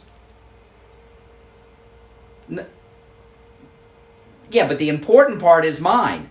The important part is mine. What they're going to do with the dump. In this case, it is. Yeah. Yeah. Well, we're doing it. We're doing it.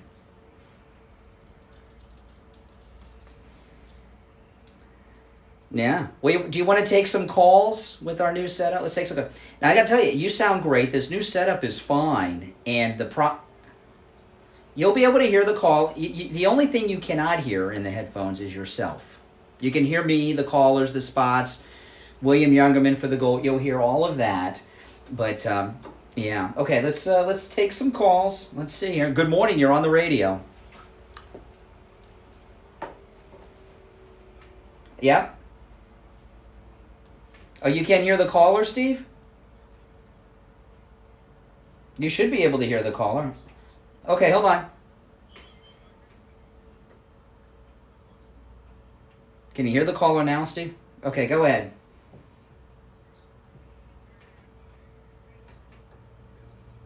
Okay, hold on. All right, now try the caller now. You should be able to hear the caller now. Go ahead, caller. Oh, no, I see the problem. I see the problem. Okay, go ahead. We got it fixed now. It's fixed now. Go ahead, caller. Live radio, people. Live radio. I got it.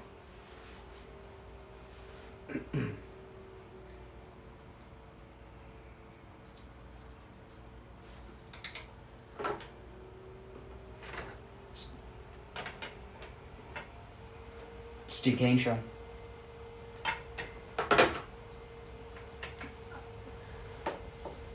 What are you talking about specifically, caller? Which topic on the table are you talking about?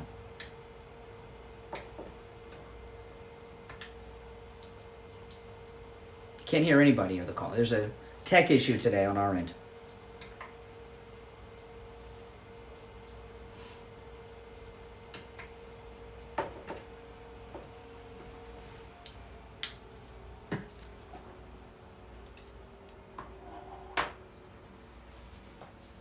Well, no one's thought about it but me. The only person that's thought about this result dump is me.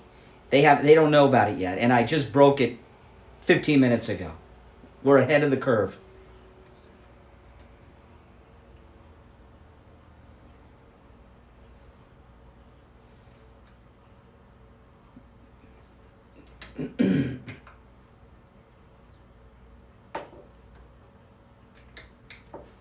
Oh. The caller.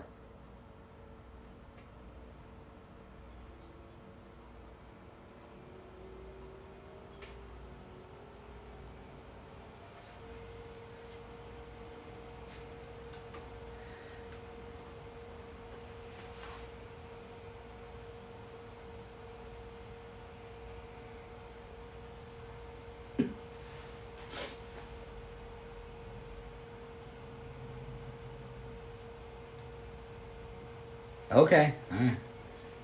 Yeah. Okay. Appreciate the call, Barry and Margate. Yeah, this new studio is going to work out well once we work out the kinks. You're not going to hear yourself. That's not going to change. That's not going to change that part. Well, hey, you can't have everything, Steve. Yeah, PJ's listening. PJ from Newsbusters. He could get it out there.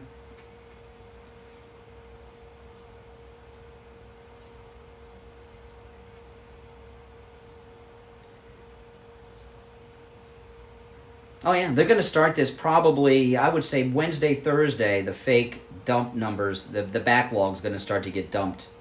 And they're going to have this huge rise in Florida positive results.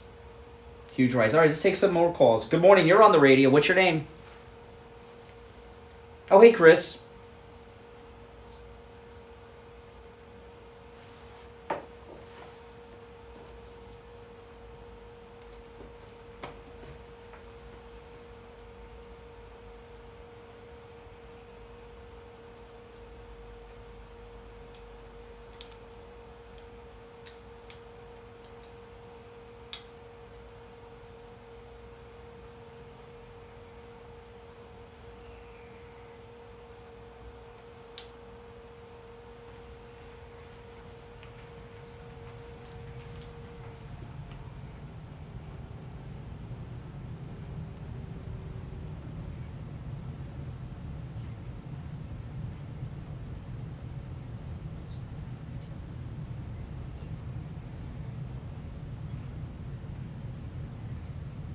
Well, they already got it framed. They're gonna come out with the numbers. They're gonna release the numbers.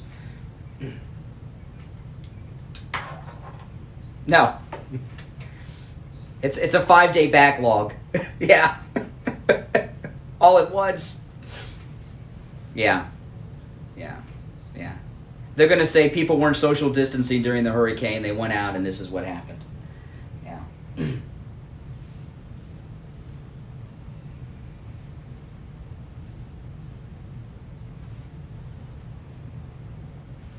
I don't know. I've never seen that happen with other athletes. When this first happened, a bunch of NBA players got it. I never heard a report on when they recovered.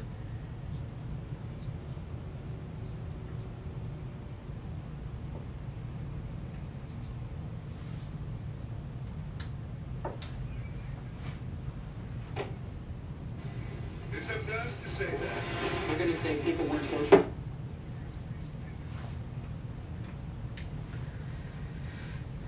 Yeah.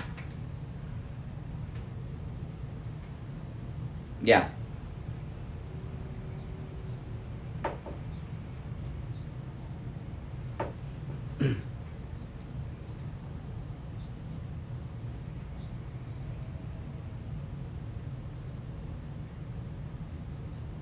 The groupie sex. The sex with the groupies.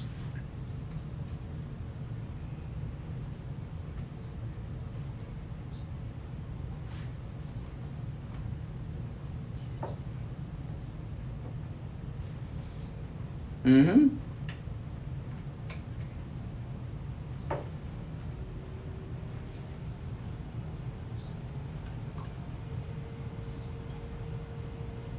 Yeah.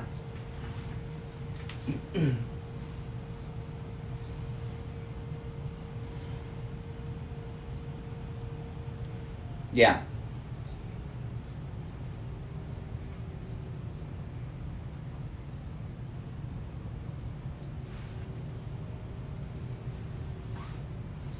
Mm-hmm.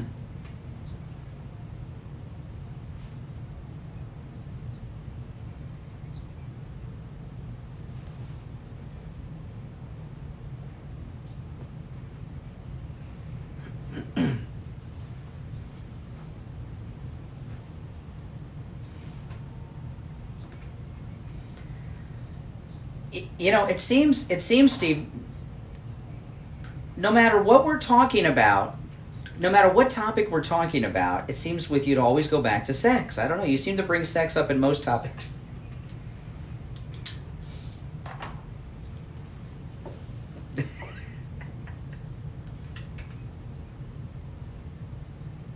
Yeah. Yeah.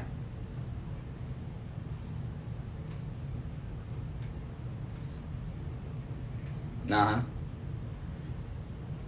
No, if they did some research, they would find that there was some groupie connected to these baseball team players that was with more than one. Yeah. There is an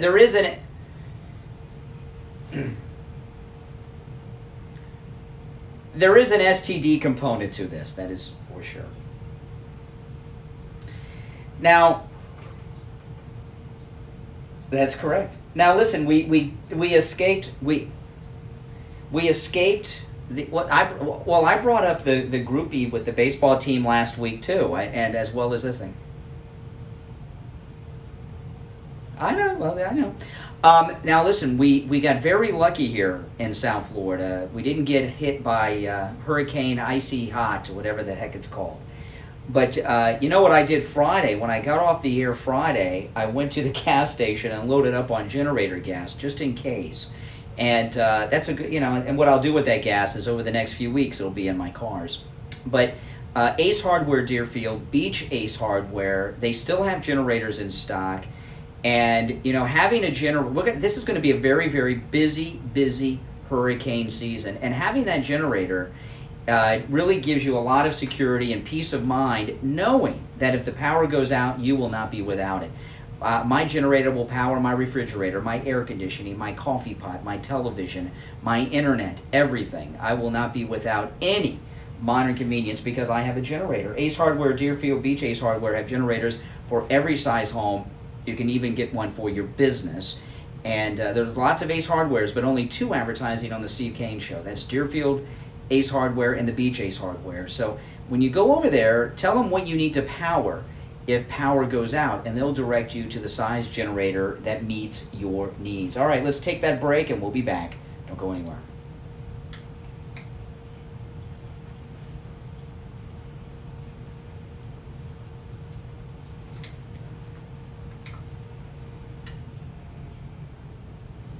No, an amplifier from my studio monitors blew out over the weekend, so you guys are only going to hear me today. The speakers are out. You're not going to hear the callers. You're not going to hear Steve, and you're not going to hear the commercials or anything. Just me.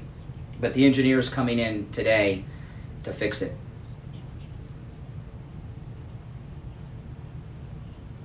No, I have not, Kathy. I can send you a text. Maybe you can hear it beep. I'll send you a text on my iPad.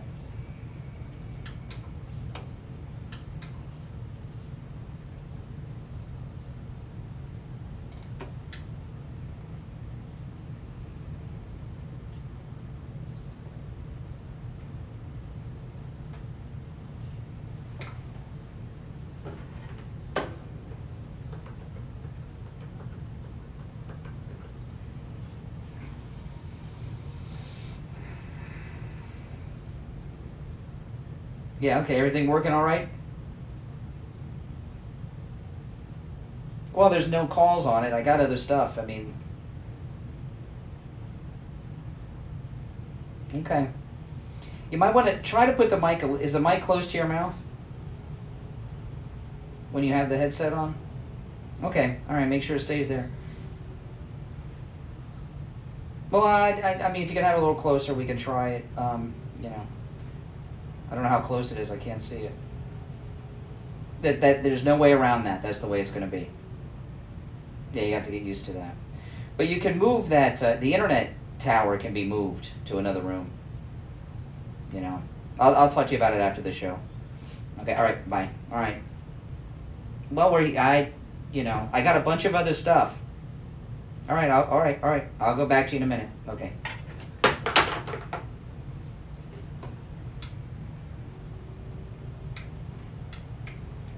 Sounds a little low on the board, but on the radio, it sounds fine. Yeah, I got him up almost all the way.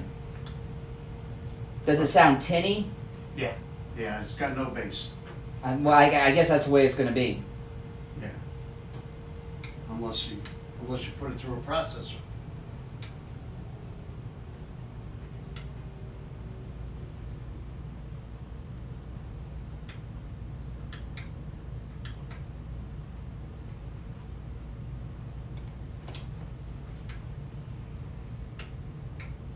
All right, we are back as we reconnect to the Steve Kane Radio Studio in Cooper City. You with us, Steve? Oh, that's perfect. Perfect.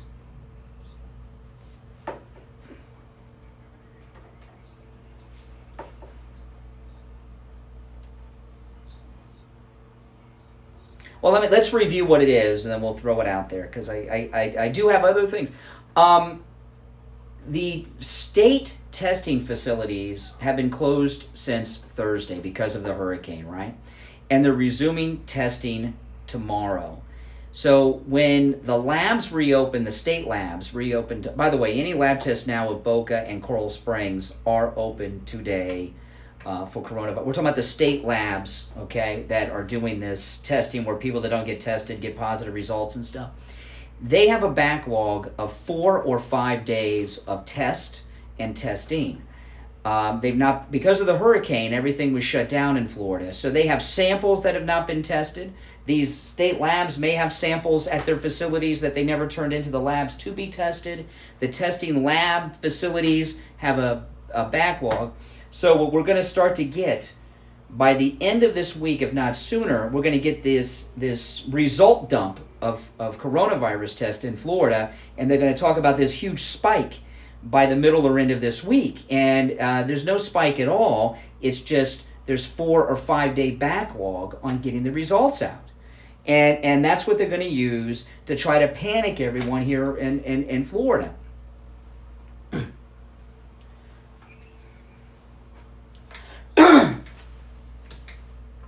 We got a lot of connected people listening, and if they could get word to the governor, to the president, that would be great. Just because there are people connected listening, they need to get this to the powers that be, and need to now.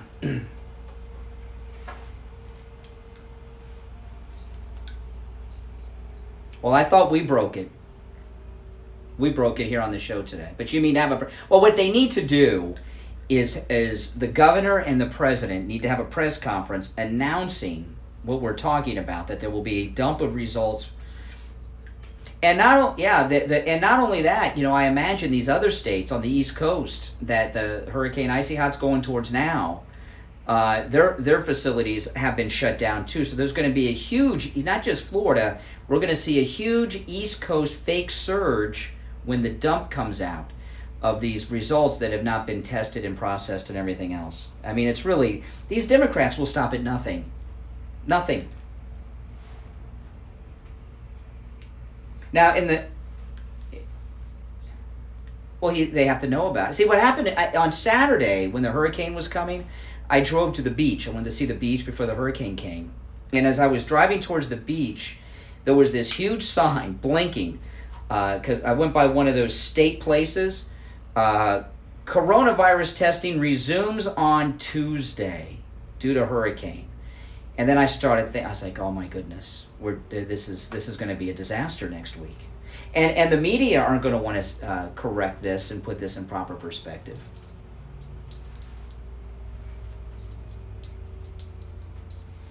But, yeah. Now, by the way, this is our, for those that are just tuning in today, this is our first time. Steve's broadcasting from his studio at his home in Cooper City, and I'm at the radio station in Boca. Wherever you have the mic and everything, it's perfect right now. So we got everything worked out. A little rough beginning, but we got it worked out. I know. It's great stuff. Well, no, I was talking about Matt Dumba over at the NHL, but I had something in the first hour that we really need to revisit because this is frightening. The Democrats have another coup for the president's reelection. And this leaked out by mistake on MSNBC Friday night on Joy Reid's program. Lawrence Tribe, who was hired by Al Gore to try to... and Lawrence Tribe was the senior lawyer for Gore's team that was trying to steal the election in 2000 from George Bush here in Florida. So, he was involved in a coup attempt that failed in 2000. He gave an interview with Joy Reid, and he slipped. and he said what they're planning on doing. I'll play it for you in just a moment. It involves the mail-in balloting, the voting at home racket. Now, Trump said last week, they've got this little election in New York that was in the beginning of June, and it was done with this vote at home, and that one has still not been counted completely. And that was just a little tiny district in New York. And President Trump was talking last week that if we do nationwide, if we do this voting at home, we may not know the result ever, or it may take many, many months, or it may take a year or two. And that is true. There will be chaos. And Lawrence Tribe, who's big with the Democrats, he was involved in the 2000 coup attempt from George Bush here in Florida, was on Joy Reid Friday night and slipped and said what their plan is. Let me play it for you. This is really, I give Lawrence Tribe credit for slipping and getting this out. Lawrence Tribe, Joy Reid, MSNBC, Friday, on what their plan is to steal this election from President Trump.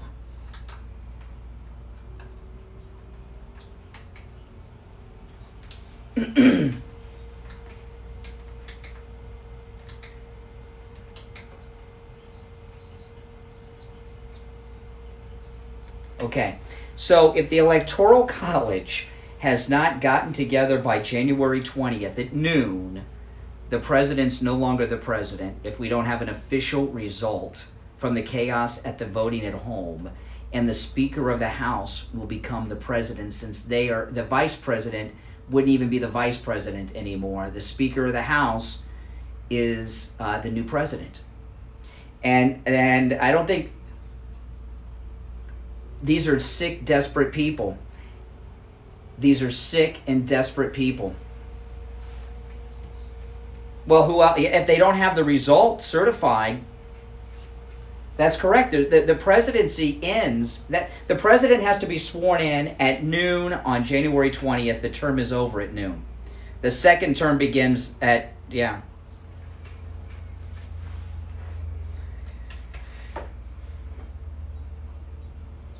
It'll be back tomorrow. It's just a tech issue today.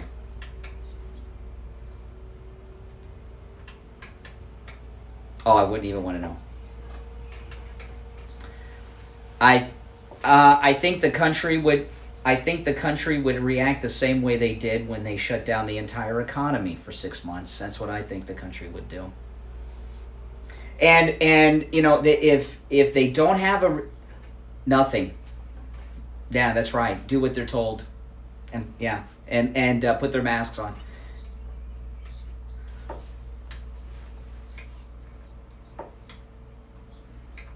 I know you would like to think so. Well, if they do the voting at home in California and in New York, which are huge numbers of electoral votes, and they have no results certified from either state, and it's inauguration day, what would they do? What do you think would be done? Would they extend Trump's presidency?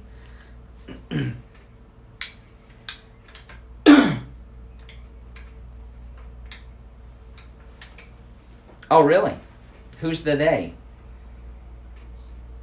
Who's the they? I'm not saying this is going to happen. What I'm telling you is this is what they're Pelosi and her minions are pretty desperate and twisted. These are not normal sane people. So in Nancy Pelosi's, let me play this other clip. You put that now 2 weeks ago. Nancy Pelosi went on with Mika Brzezinski on MSNBC and they were talking about if Trump refused to leave office, okay? Listen to this.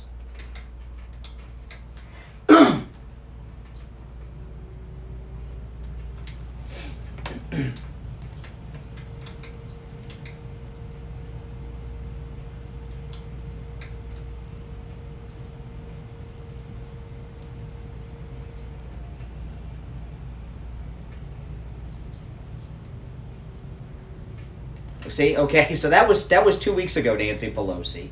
So she's got her continuation of government briefing, but it's her reality. She thinks there's a path. These are crazy times we're in, Steve. Yeah, but yes, and so's the media. The media are delusional too.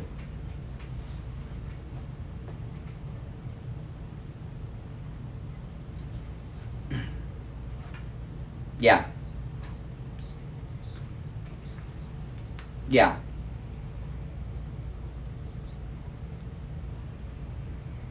The Norm Coleman race. The Norm Coleman race.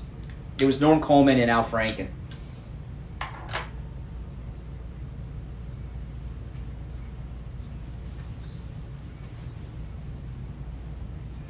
Yeah. That's right.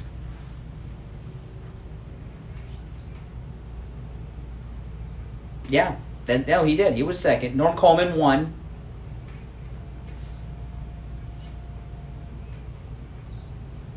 Yeah.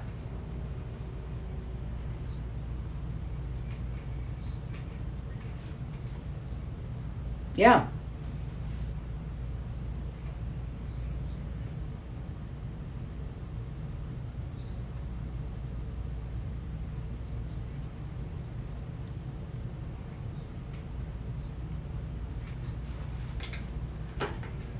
Steve Kane Show. Hey, Steve Kane Show, hold on.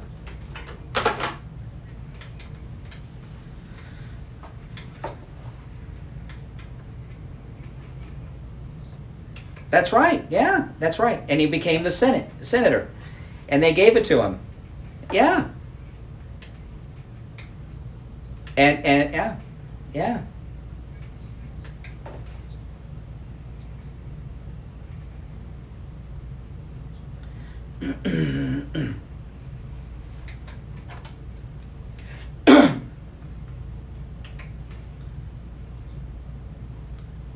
Yeah.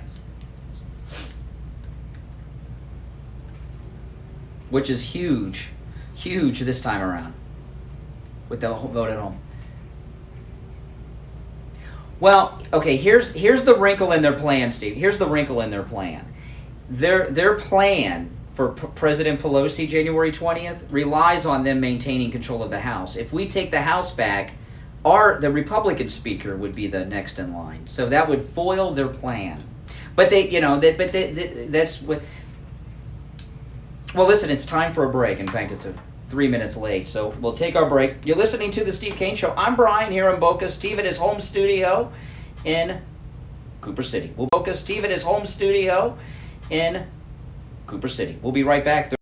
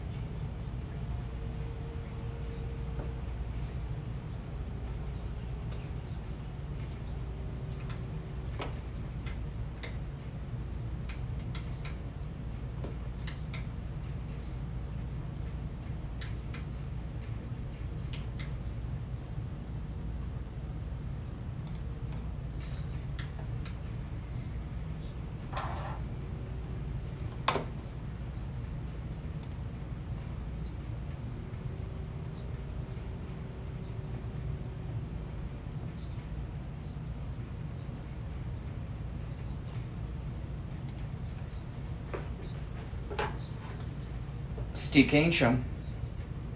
Hey.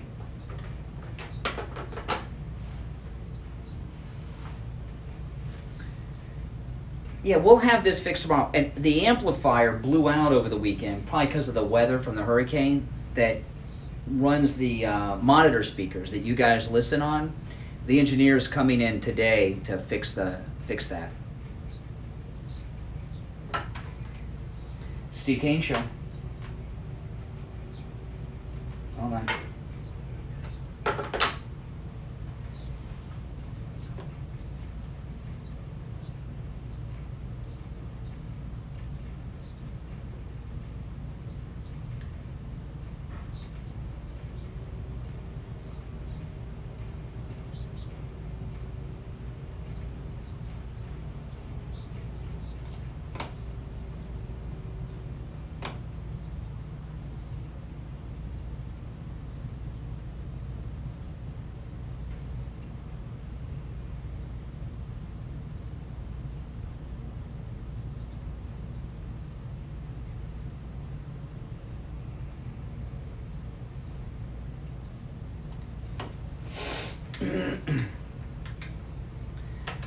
All right, third hour has begun. We got Steve on the line, and only one opening on the board at 1-888-GO-KANE-1. You're on the radio. Good morning.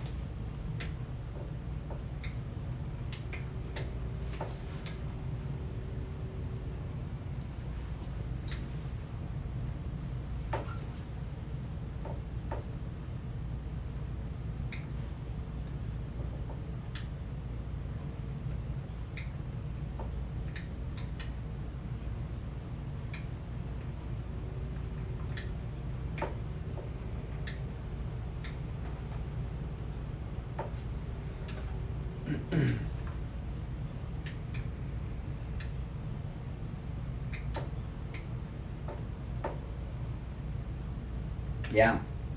Pelosi's house. Yeah. So President Pelosi?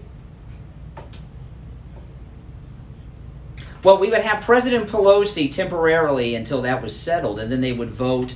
Either don't they have to vote on the two candidates, or can they bring in oh my God, it's a mess. Yeah. Well. Yeah.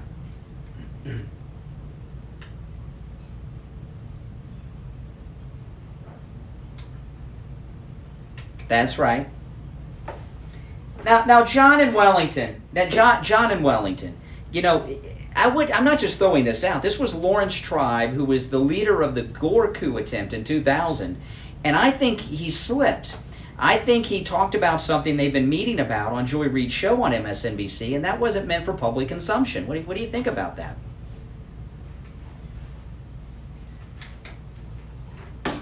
Steve Kane Show. Steve Kane Show. Hey. Yeah.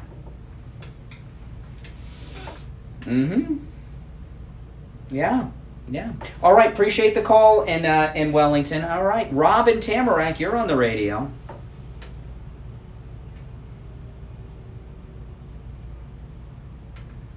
No. There would be the Electoral College determines the president. That wouldn't affect the local House races.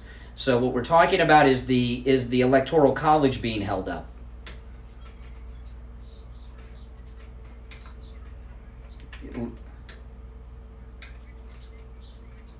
Lawrence Tribe, you mean? Lawrence Tribe.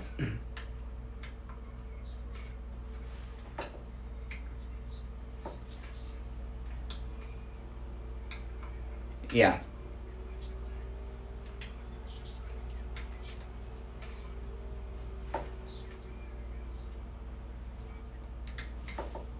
Yeah.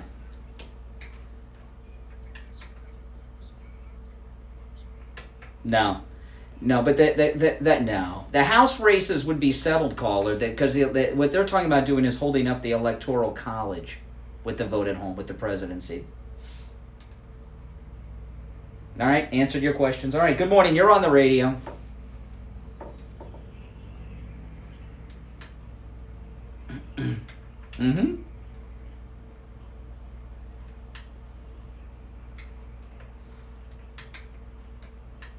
That's right. Correct.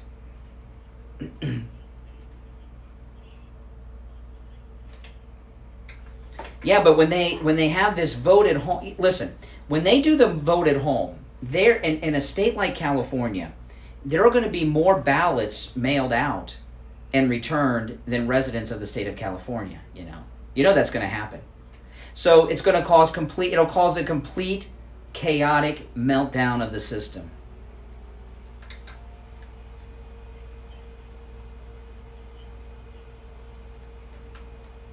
Oh, easily, yeah. Well, how many electoral votes are in California and New York? But Steve, they're not with that. If they don't have elections settled in some of these Democrat states like California, New York, and some others, the Electoral College will not be able to determine who the victor is. That's what they're moving towards.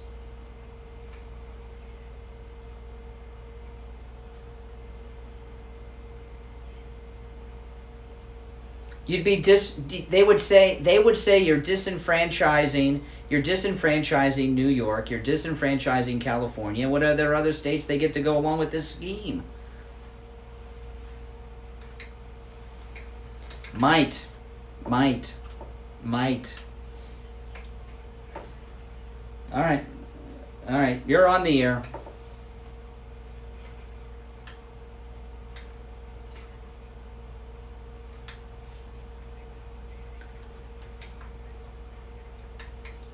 Now,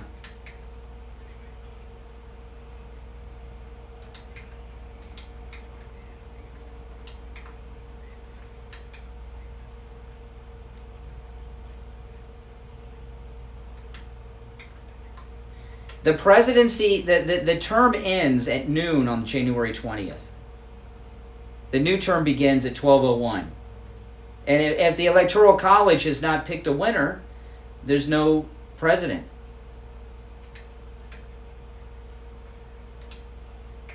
She's next in line. She'd be next in line. Well, I don't know. He's part of the the Democrat Steely election team. That's right. It's coup 2. Yeah. All right, Doug. Take care. All right, take care, Doug. Oh my goodness. I know these are desperate times for the Democrats and the political establishment. So I know.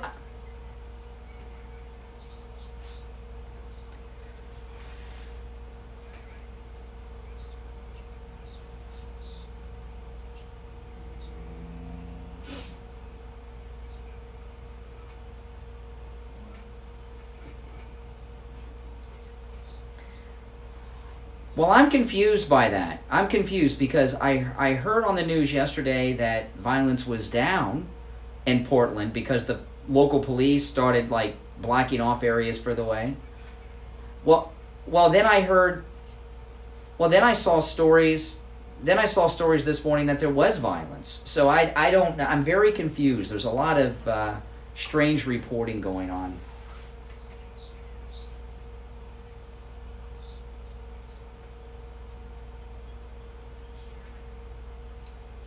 Yeah. Do you take a knee when they play the anthem at home?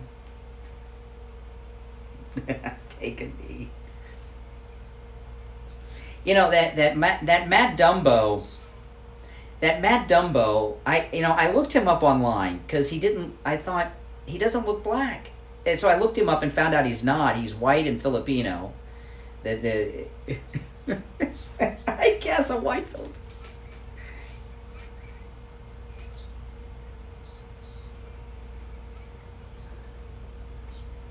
Black Lives Matter?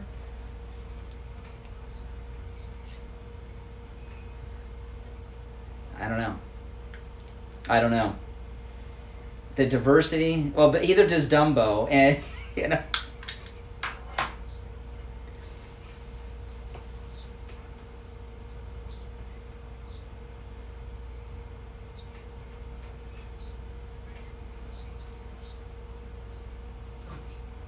yeah.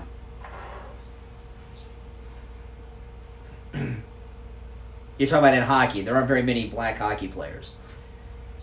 Yeah, no, I'm just clarifying. That's what maybe. Well, now I may be wrong about hockey.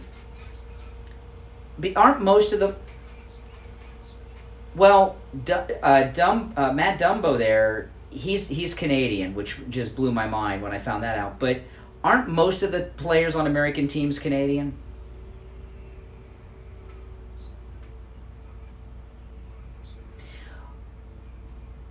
Well, to me, when this Matt Dumba when Matt Dumba took a knee for the Star Spangled Banner, he's not American, he's Canadian, and then he stood up for O Canada, there are no prominent black Canadians that I can think of. Can you? Who's the highest ranking person in their government who's been a black Canadian? I mean, if he took a knee for O Canada, at least he'd be consistent.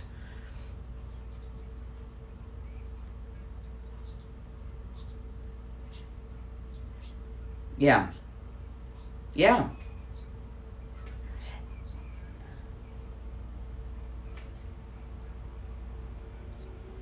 Yeah. And, Dumba there, he didn't even get a chance. He had to come to America to go pro. He didn't get picked up by a Canadian hockey team. He got picked up by an American hockey team. So what's his grievance with our country? Canada seems to be the one that has the racial issue, not us.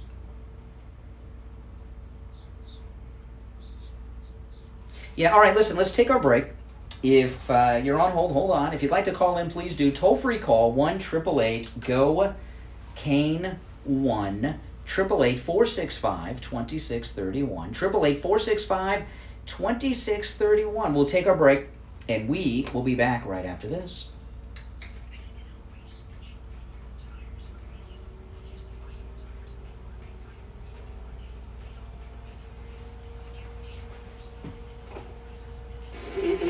Canada seems to be the one that has the racial issue, not us.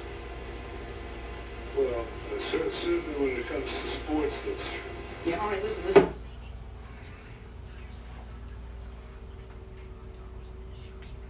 No, I was talking earlier. The reason you guys can't hear anything but me is the amplifier blew out for our studio monitors because of over the hurricane this weekend. And the engineer's coming in today to fix it.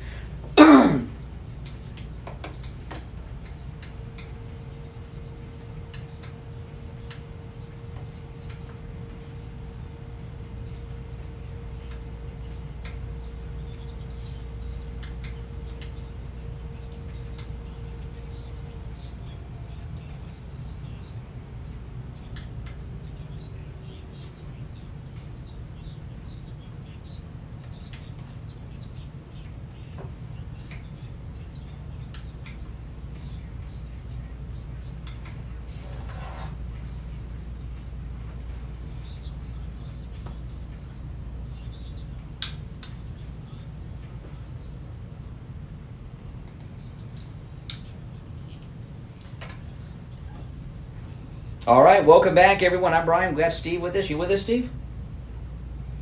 Sounding good. See, I think we got everything worked out. We got to listen to this. This you want to talk about? Is there violence? Listen to this. This is in the Daily Wire, which is Ben Shapiro's online news site. I know I can't stand Ben Shapiro, but he's got some good stuff at his website.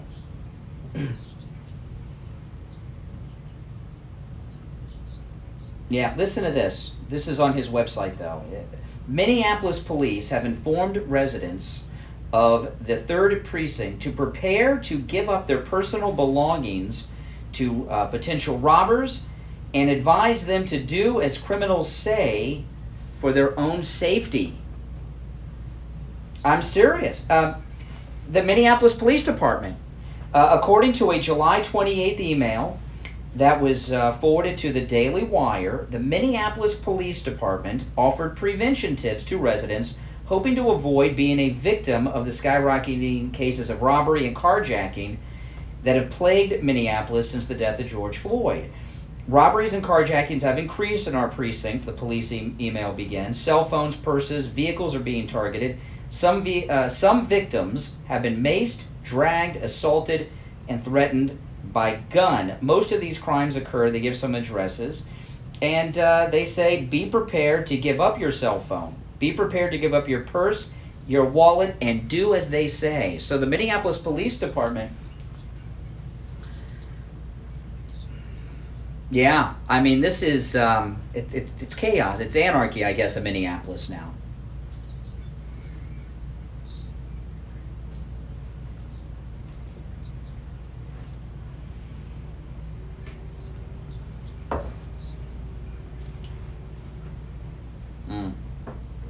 Well, the murder rate, as of July 31st, there's been more murders in New York than all of last year already. I know. I guess, and when the police department tells you they can't protect you, to do as criminals tell you and give up your belongings, I think it's time for the federal government to move into Minneapolis.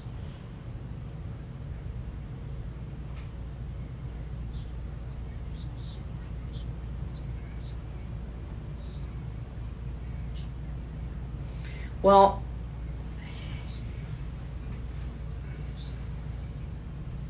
do you know in these liberal cities, in Boston, they just disbanded the special SWAT team that captured the Boston bombers? It's part of this defund the police business that they're doing in these Democrat cities. No, I'm not. Yeah, but what if there's another one? They don't have this. They don't have their SWAT team anymore. Their elite SWAT team, and they disbanded the SWAT team.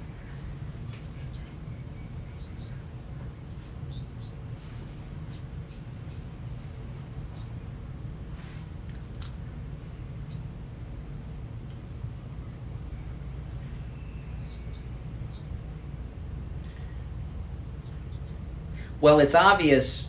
It's it's obvious that the Democrats are, they're advocating for criminals now, I guess. I mean, they're openly becoming advocates for criminals, it seems, at this point. Well, I don't know. Openly doing it? I think this is very different. I mean, I've never seen.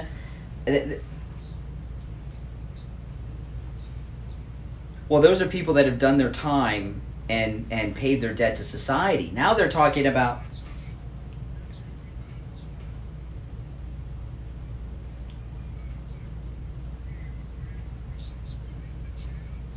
Yeah.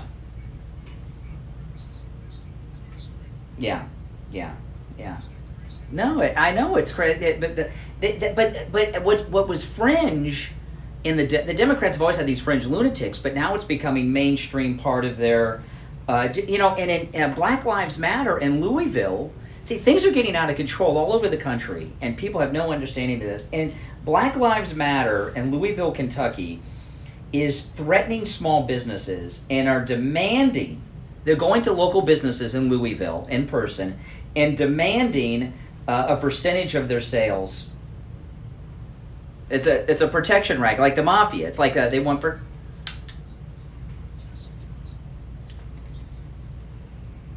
but Black Lives Matter has no, who's the leader of Black Lives Matter? No one knows. These are just local gangs, basically, calling themselves Black Lives Matter, that are doing these things. There's no open organization.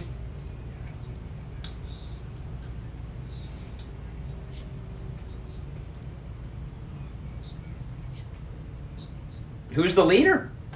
They don't have a leader. They're a leaderless organ. There's no national office or national leader.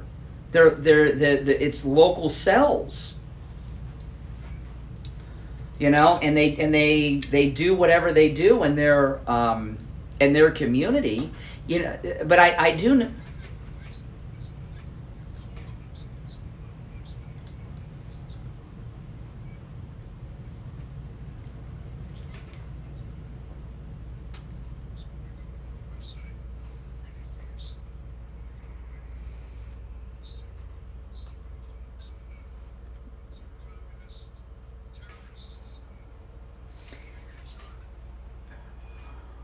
Yeah.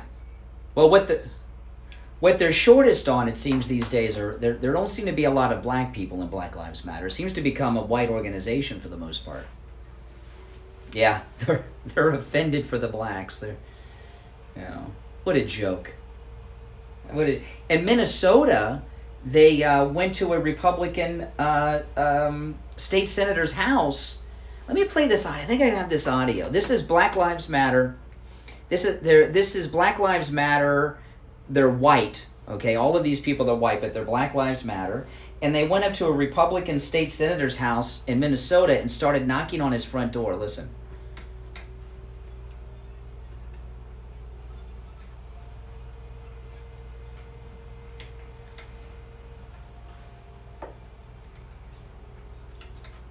See, they're banging on his front door.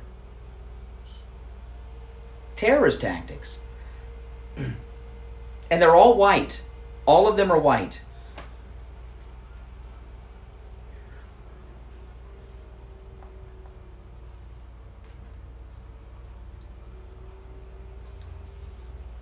Yeah. If you come... Hear them banging. They're banging a drum. They're banging a drum. They're banging on his front door. They've gotten too out of control. I've never seen anything like this before. I mean, I would be. Why are they all white?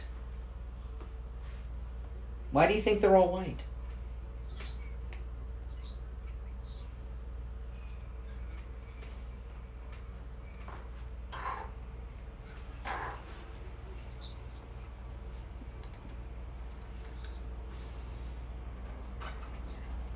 Yeah.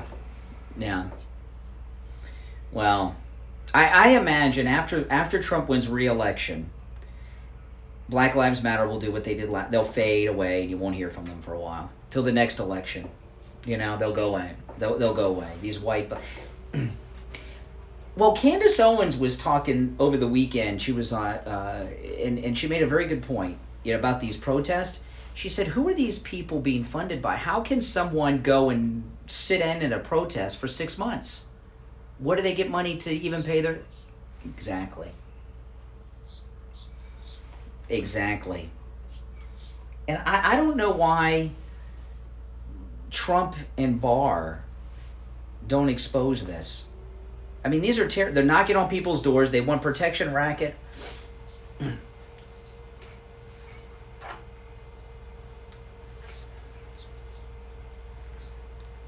Well, they're in league. Yeah.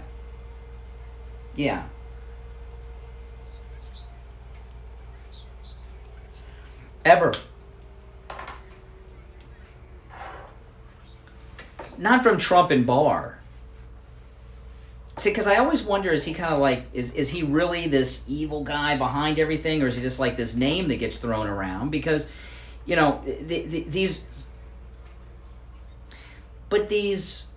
these protesters they're basically, they've become domestic terrorist organizations. I don't understand why they are not going after the leader that's funding them. Why don't we even, they go after TikTok. Why don't they go after this?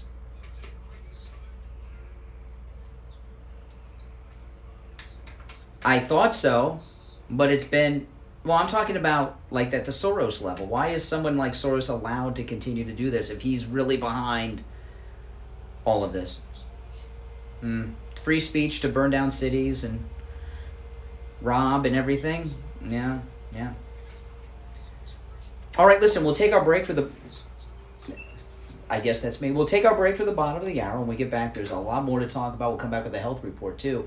I'm Brian. You're listening to The Steve Kane Show. Steve, of course, with us from his new studio. We'll take that break and be right back. Don't go anywhere.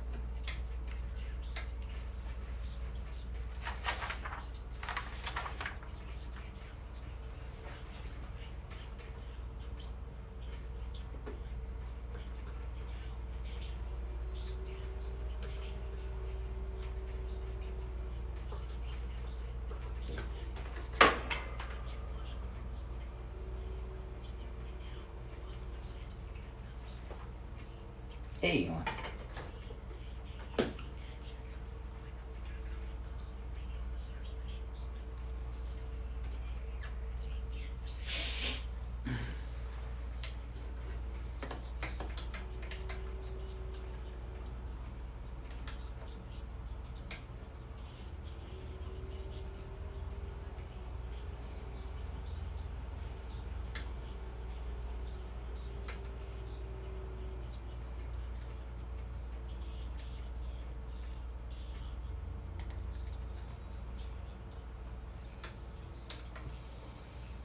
All right, we're back. Steve, you with us? Okay. All right, this is working out good. Steve from his new Cooper City studio. We have Richard Pearl from Simply Natural on the line.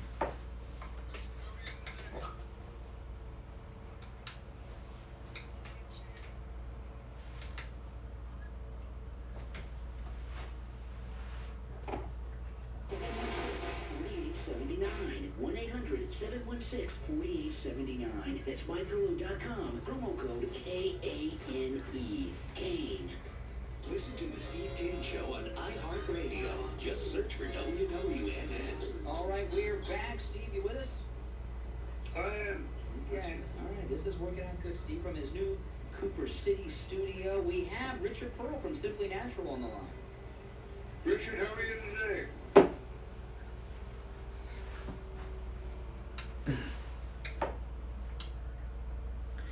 Now I was telling everyone earlier, the amplifier for our studio monitor speakers blew out over the weekend from the hurricane weather, and that's why you guys can only hear me. The engineer's going to come in today and fix it.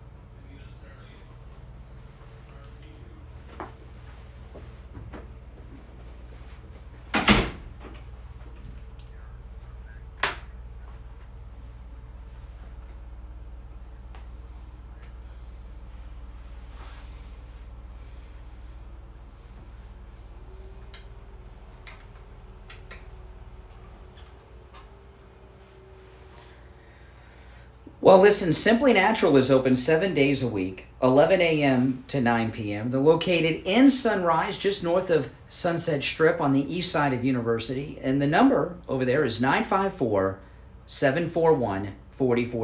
954-741-4045. Richard Pearl, we will speak tomorrow. All right, take care, take care. See, I think we got this studio thing set up. You sound great. You sound connected. I keep looking in front of me to see if you're standing in front of me. You sound so good. So, since we're in different locations, we're only about 50 miles from each other. It sounds like you're right up here in the studio with me. Did you see this? I couldn't believe this. This was unbelievable.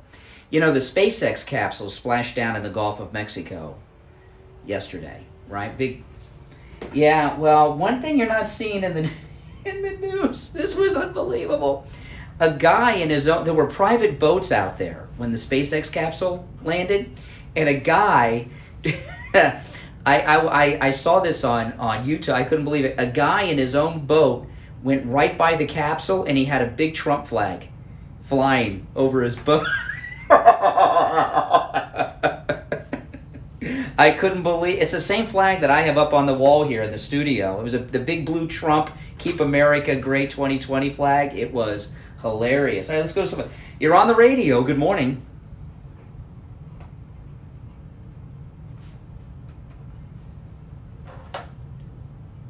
Oh, okay. From the UK. How you doing in the UK? Speak up. Speak up. Yes.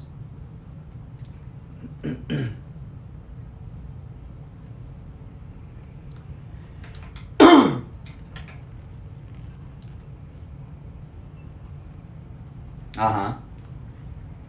I can imagine the responses were arrest and things like that, right? Yeah.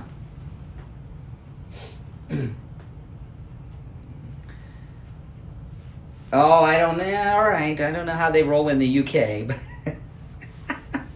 They're very vocal in England. No, I she's gone. She's gone. We lost the connection. Yeah, she was in the UK. She was reaching across the 7 seas.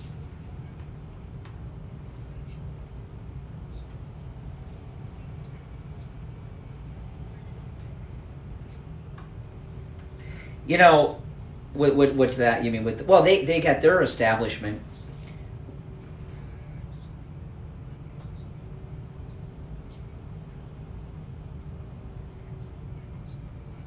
Don't say who. Don't say who. I'll tell you why when you're done. I'll tell you, well, someone in your family has coronavirus, right? What happens is this. Somebody in my family recently got it too, okay? And of course, everybody in the family calls everybody up and tells them so-and-so's got the corona, had the corona. And by the way, this person's recovered in my family. They're completely recovered. And immediately, people start pointing fingers and they start panicking. And when somebody gets labeled as having coronavirus, it can be life-changing. It causes problems for people. You don't want people to know you've had it until you've recovered. I'm telling you, it's a bad idea. People call people's work and report them and everything else. Well, you didn't say who it was. You got a big family.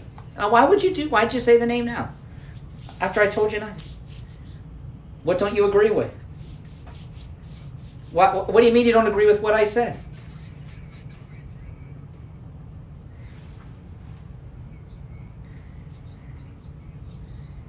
Okay. All right.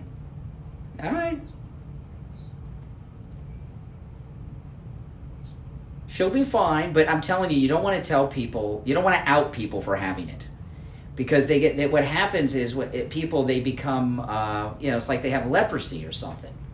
People get very weird. They get very weird. You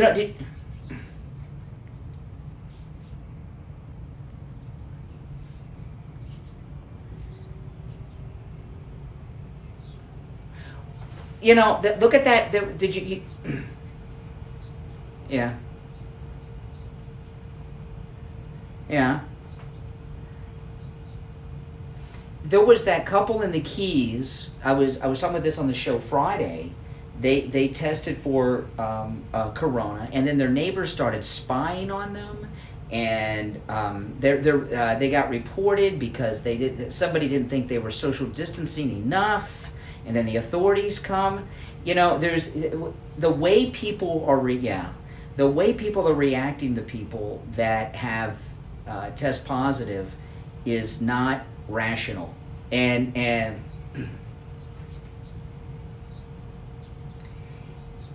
I think you should be. I think it's. Well, she wasn't thinking. Well, why did you have to say which one? Why does it matter which one it is? I mean, why can't you just say one of your kids? All right. I mean, your family, you got 7 kids. It could be one of 50 people. There's no need to say. It's out there now. It doesn't matter now. You put it out there after I gave you all the warnings. You outed her. It's not in the future, I wouldn't do that, though. Because, the way that, the...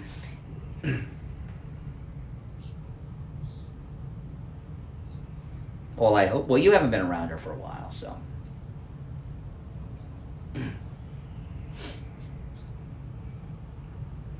Yeah. All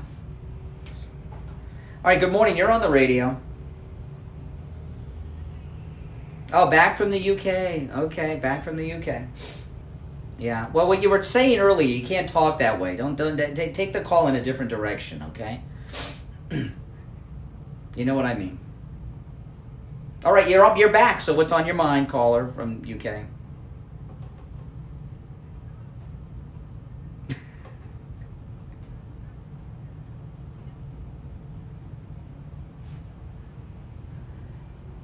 Oh my gosh, they just don't learn. There's some people that, there's certain things. You know what it is? In the UK, they don't have freedom of speech like we have in America. So she's trying to get everything off her chest. in the United States because she can't say it over there. There's just certain things. I'm sorry. And even after I don't know. Oh, there's your daughter calling you now, Steve. But what sports are you betting on these days? Oh, baseball. I wonder how does all this corona affect the betting odds? Because doesn't it make it a little unpredictable on who's going to be playing? No. Yeah. Yeah.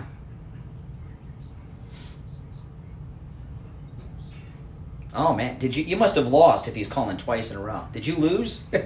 He's certainly not calling twice because you won, is he? You can't wait till 9 o'clock? We got to take a break in a minute for the gold report. Oh my goodness, Steve. All right, listen, let's take the break, all right? And we'll be back, all right? Don't go anywhere, all right? This is the Steve Kane Show. I'm Brian.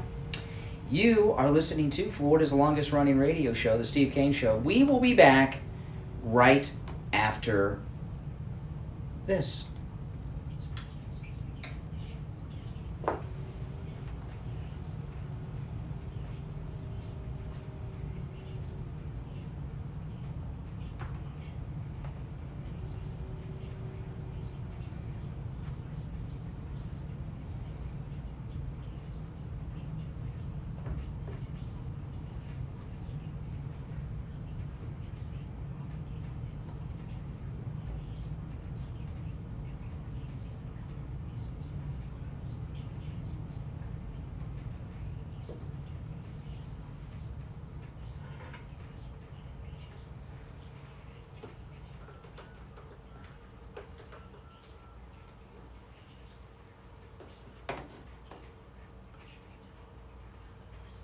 Hey there.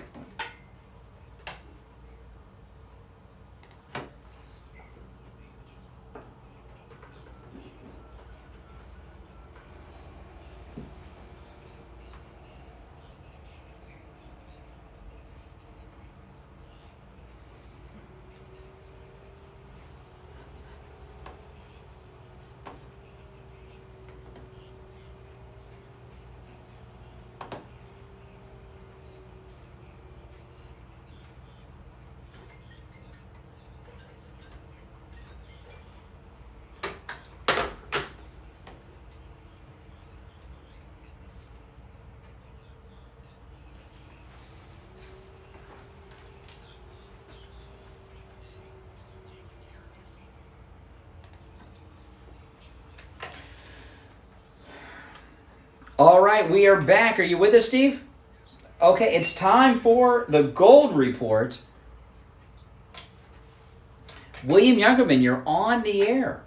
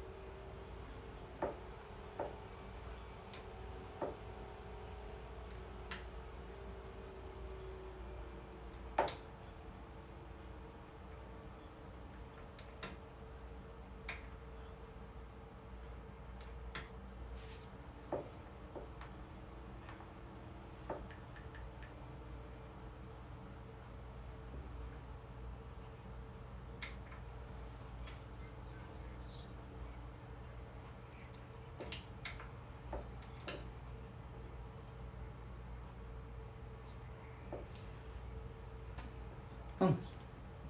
Thank you, Creasy Bear, for the super chat. Appreciate that. Thank you very much.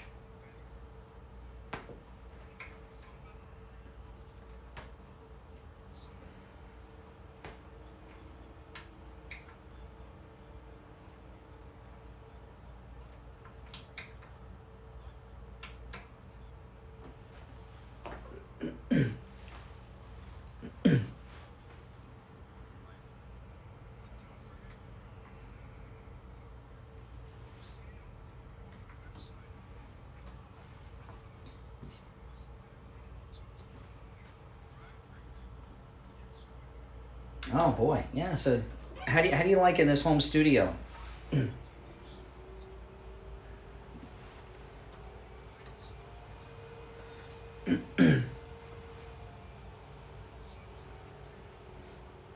That's awesome.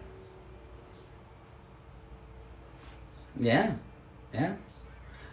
Well, now they're there. Now you got them. That's great. That's great stuff. It's amazing. It's amazing. And we should have been doing this years ago.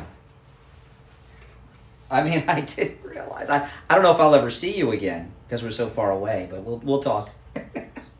Well, sir. Well, at least on payday. But no. But this is never. No, that's a good thing though. That's a good thing. You know, I was talking earlier about this. So I go down on a Saturday morning at about 8 o'clock in the morning. I went down to the beach here in the Boca Deerfield beach where the pier is. You know, because I wanted to see what it looked like, you know, before the hurricane. And it was sunny, no rain, hot day, and the news people are out there broadcasting live from the beach in raincoats. You know what I mean? Because they want to give the illusion that there's something coming on. Even the weather news can be fake news sometimes, I must tell you. But we got lucky this weekend, thankfully. Did you guys put your shutters up?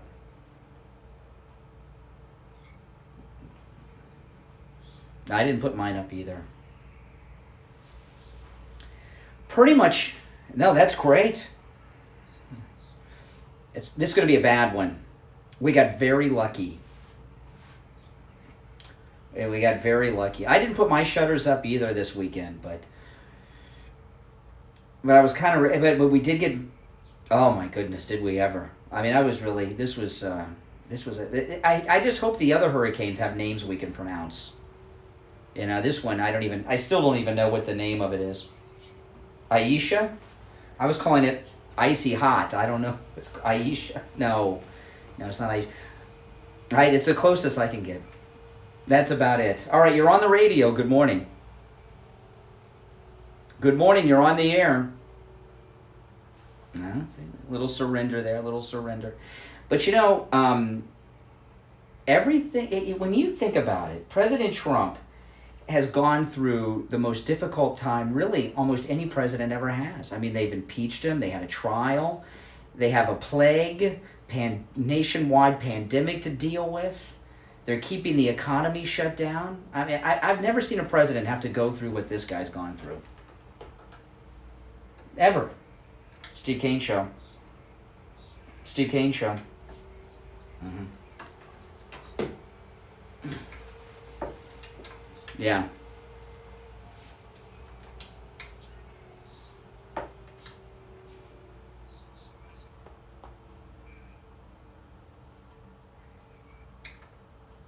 Yeah.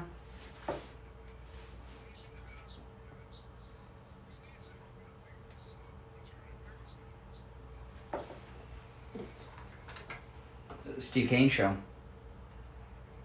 Hello? Oh, could you imagine? Oh, let's take some more calls. You're on the radio. Good morning. Good morning. You're on the air. Yes, you're on the air.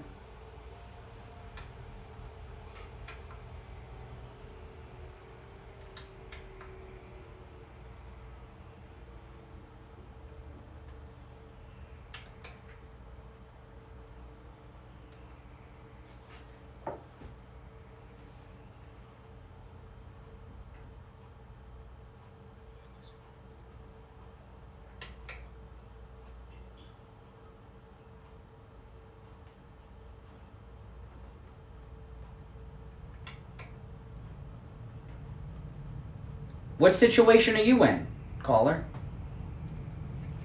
What situation are you in?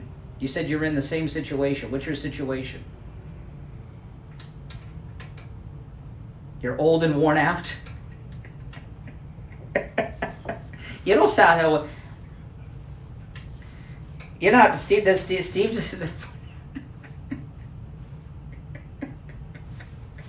You're saying Steve is old and worn out? I don't think Steve's old and worn out. Maybe you are, caller. No, okay, I'll tell... by the way, appreciate the call. And he's saying good things. He's saying good things. What did he say?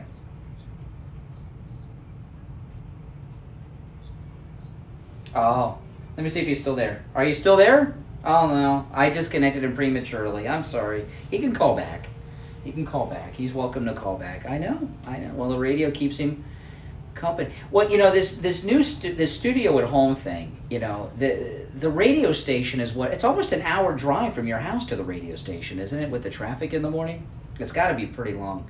And that's each way. So this is much better. Once we get used to it. No, now you just have to walk 10 feet. Well, I told you Savage does his show from home. And that's a nationally syndicated program. If Savage can do it, you can do it.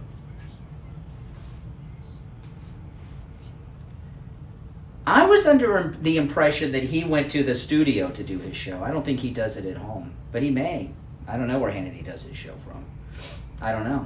But I think you sound great. Once you and I get used to it, because it's strange not being able to see you, because in my headphones you sound like you're right here. That's why I keep looking over to look at you, and you're not there. Well, that's never going to change. You'll have to adjust to that. I got to tell everybody out there. Yeah, that's okay. Champagne Automotive Repair in Boca, they did incredible work on my Ford Explorer and on your Toyota van.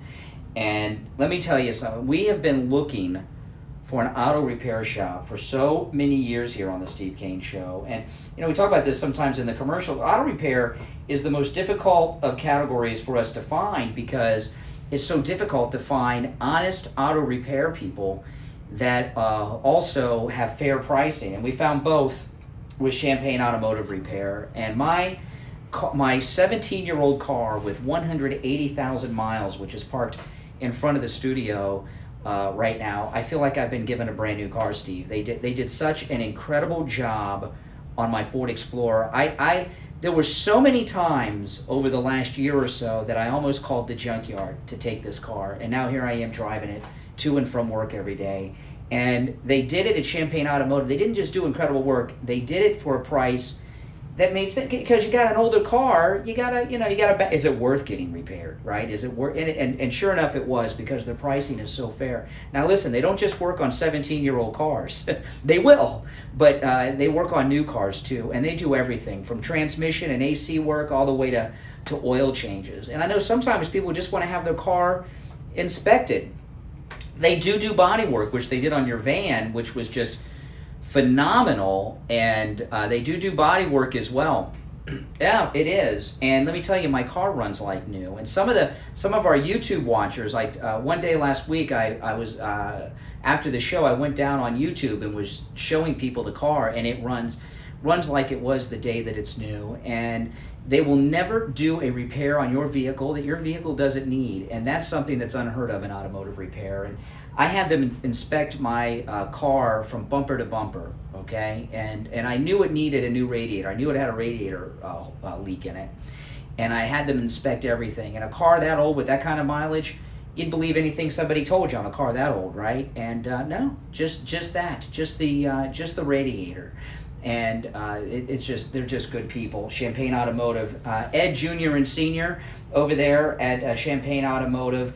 Their number 561-245-8101. And I know we've had listeners drive over an hour each way to go to Champagne Automotive Repair. It's well worth the drive if you live far away, I'm telling you. 561-245-8101. They're listed at stevekaneshow.com. Champagne Automotive Repair. Make sure you tell them you heard about them on the radio. So what do you think is going to be the big news of this week? I think the big news of this week is going to be the fake coronavirus result dump here in Florida. Big spike in Florida is going to be the big one.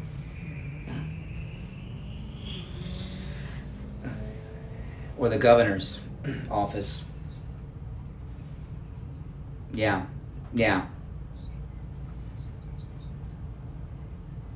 Steve, I'm telling you, that's what they're going to do. That's what they're going to do, and the story is going to be huge spike in Florida, because Ted Cruz said the other day they want the American people to feel as much pain as possible before Election Day, and they have a fantasy that Trump could lose Florida if we feel the pain of the coronavirus enough, and that's when this fake drop of inflated cases is going to be used a lot this way. I would say maybe I'm going to say Thursday or Friday, because the labs don't open up till tomorrow, Tuesday, so it'll take a couple days for the results.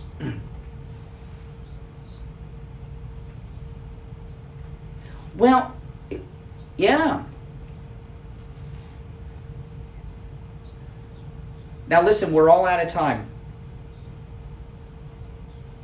We're all out of time, but don't disconnect.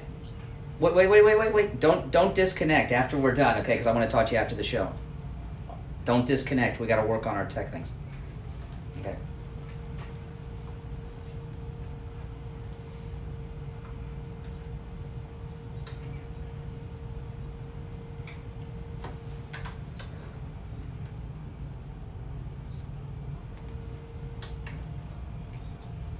All right, guys.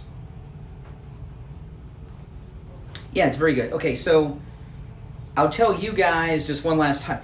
The hurricane, they had thunderstorms here, and there was a lightning strike. It blew out the amplifier that handles the studio monitors where you hear the callers and Steve. So the engineer's coming in today to replace the amplifier that got burned out. We just found out this morning when I came in because there were no live shows here in the studio over the weekend.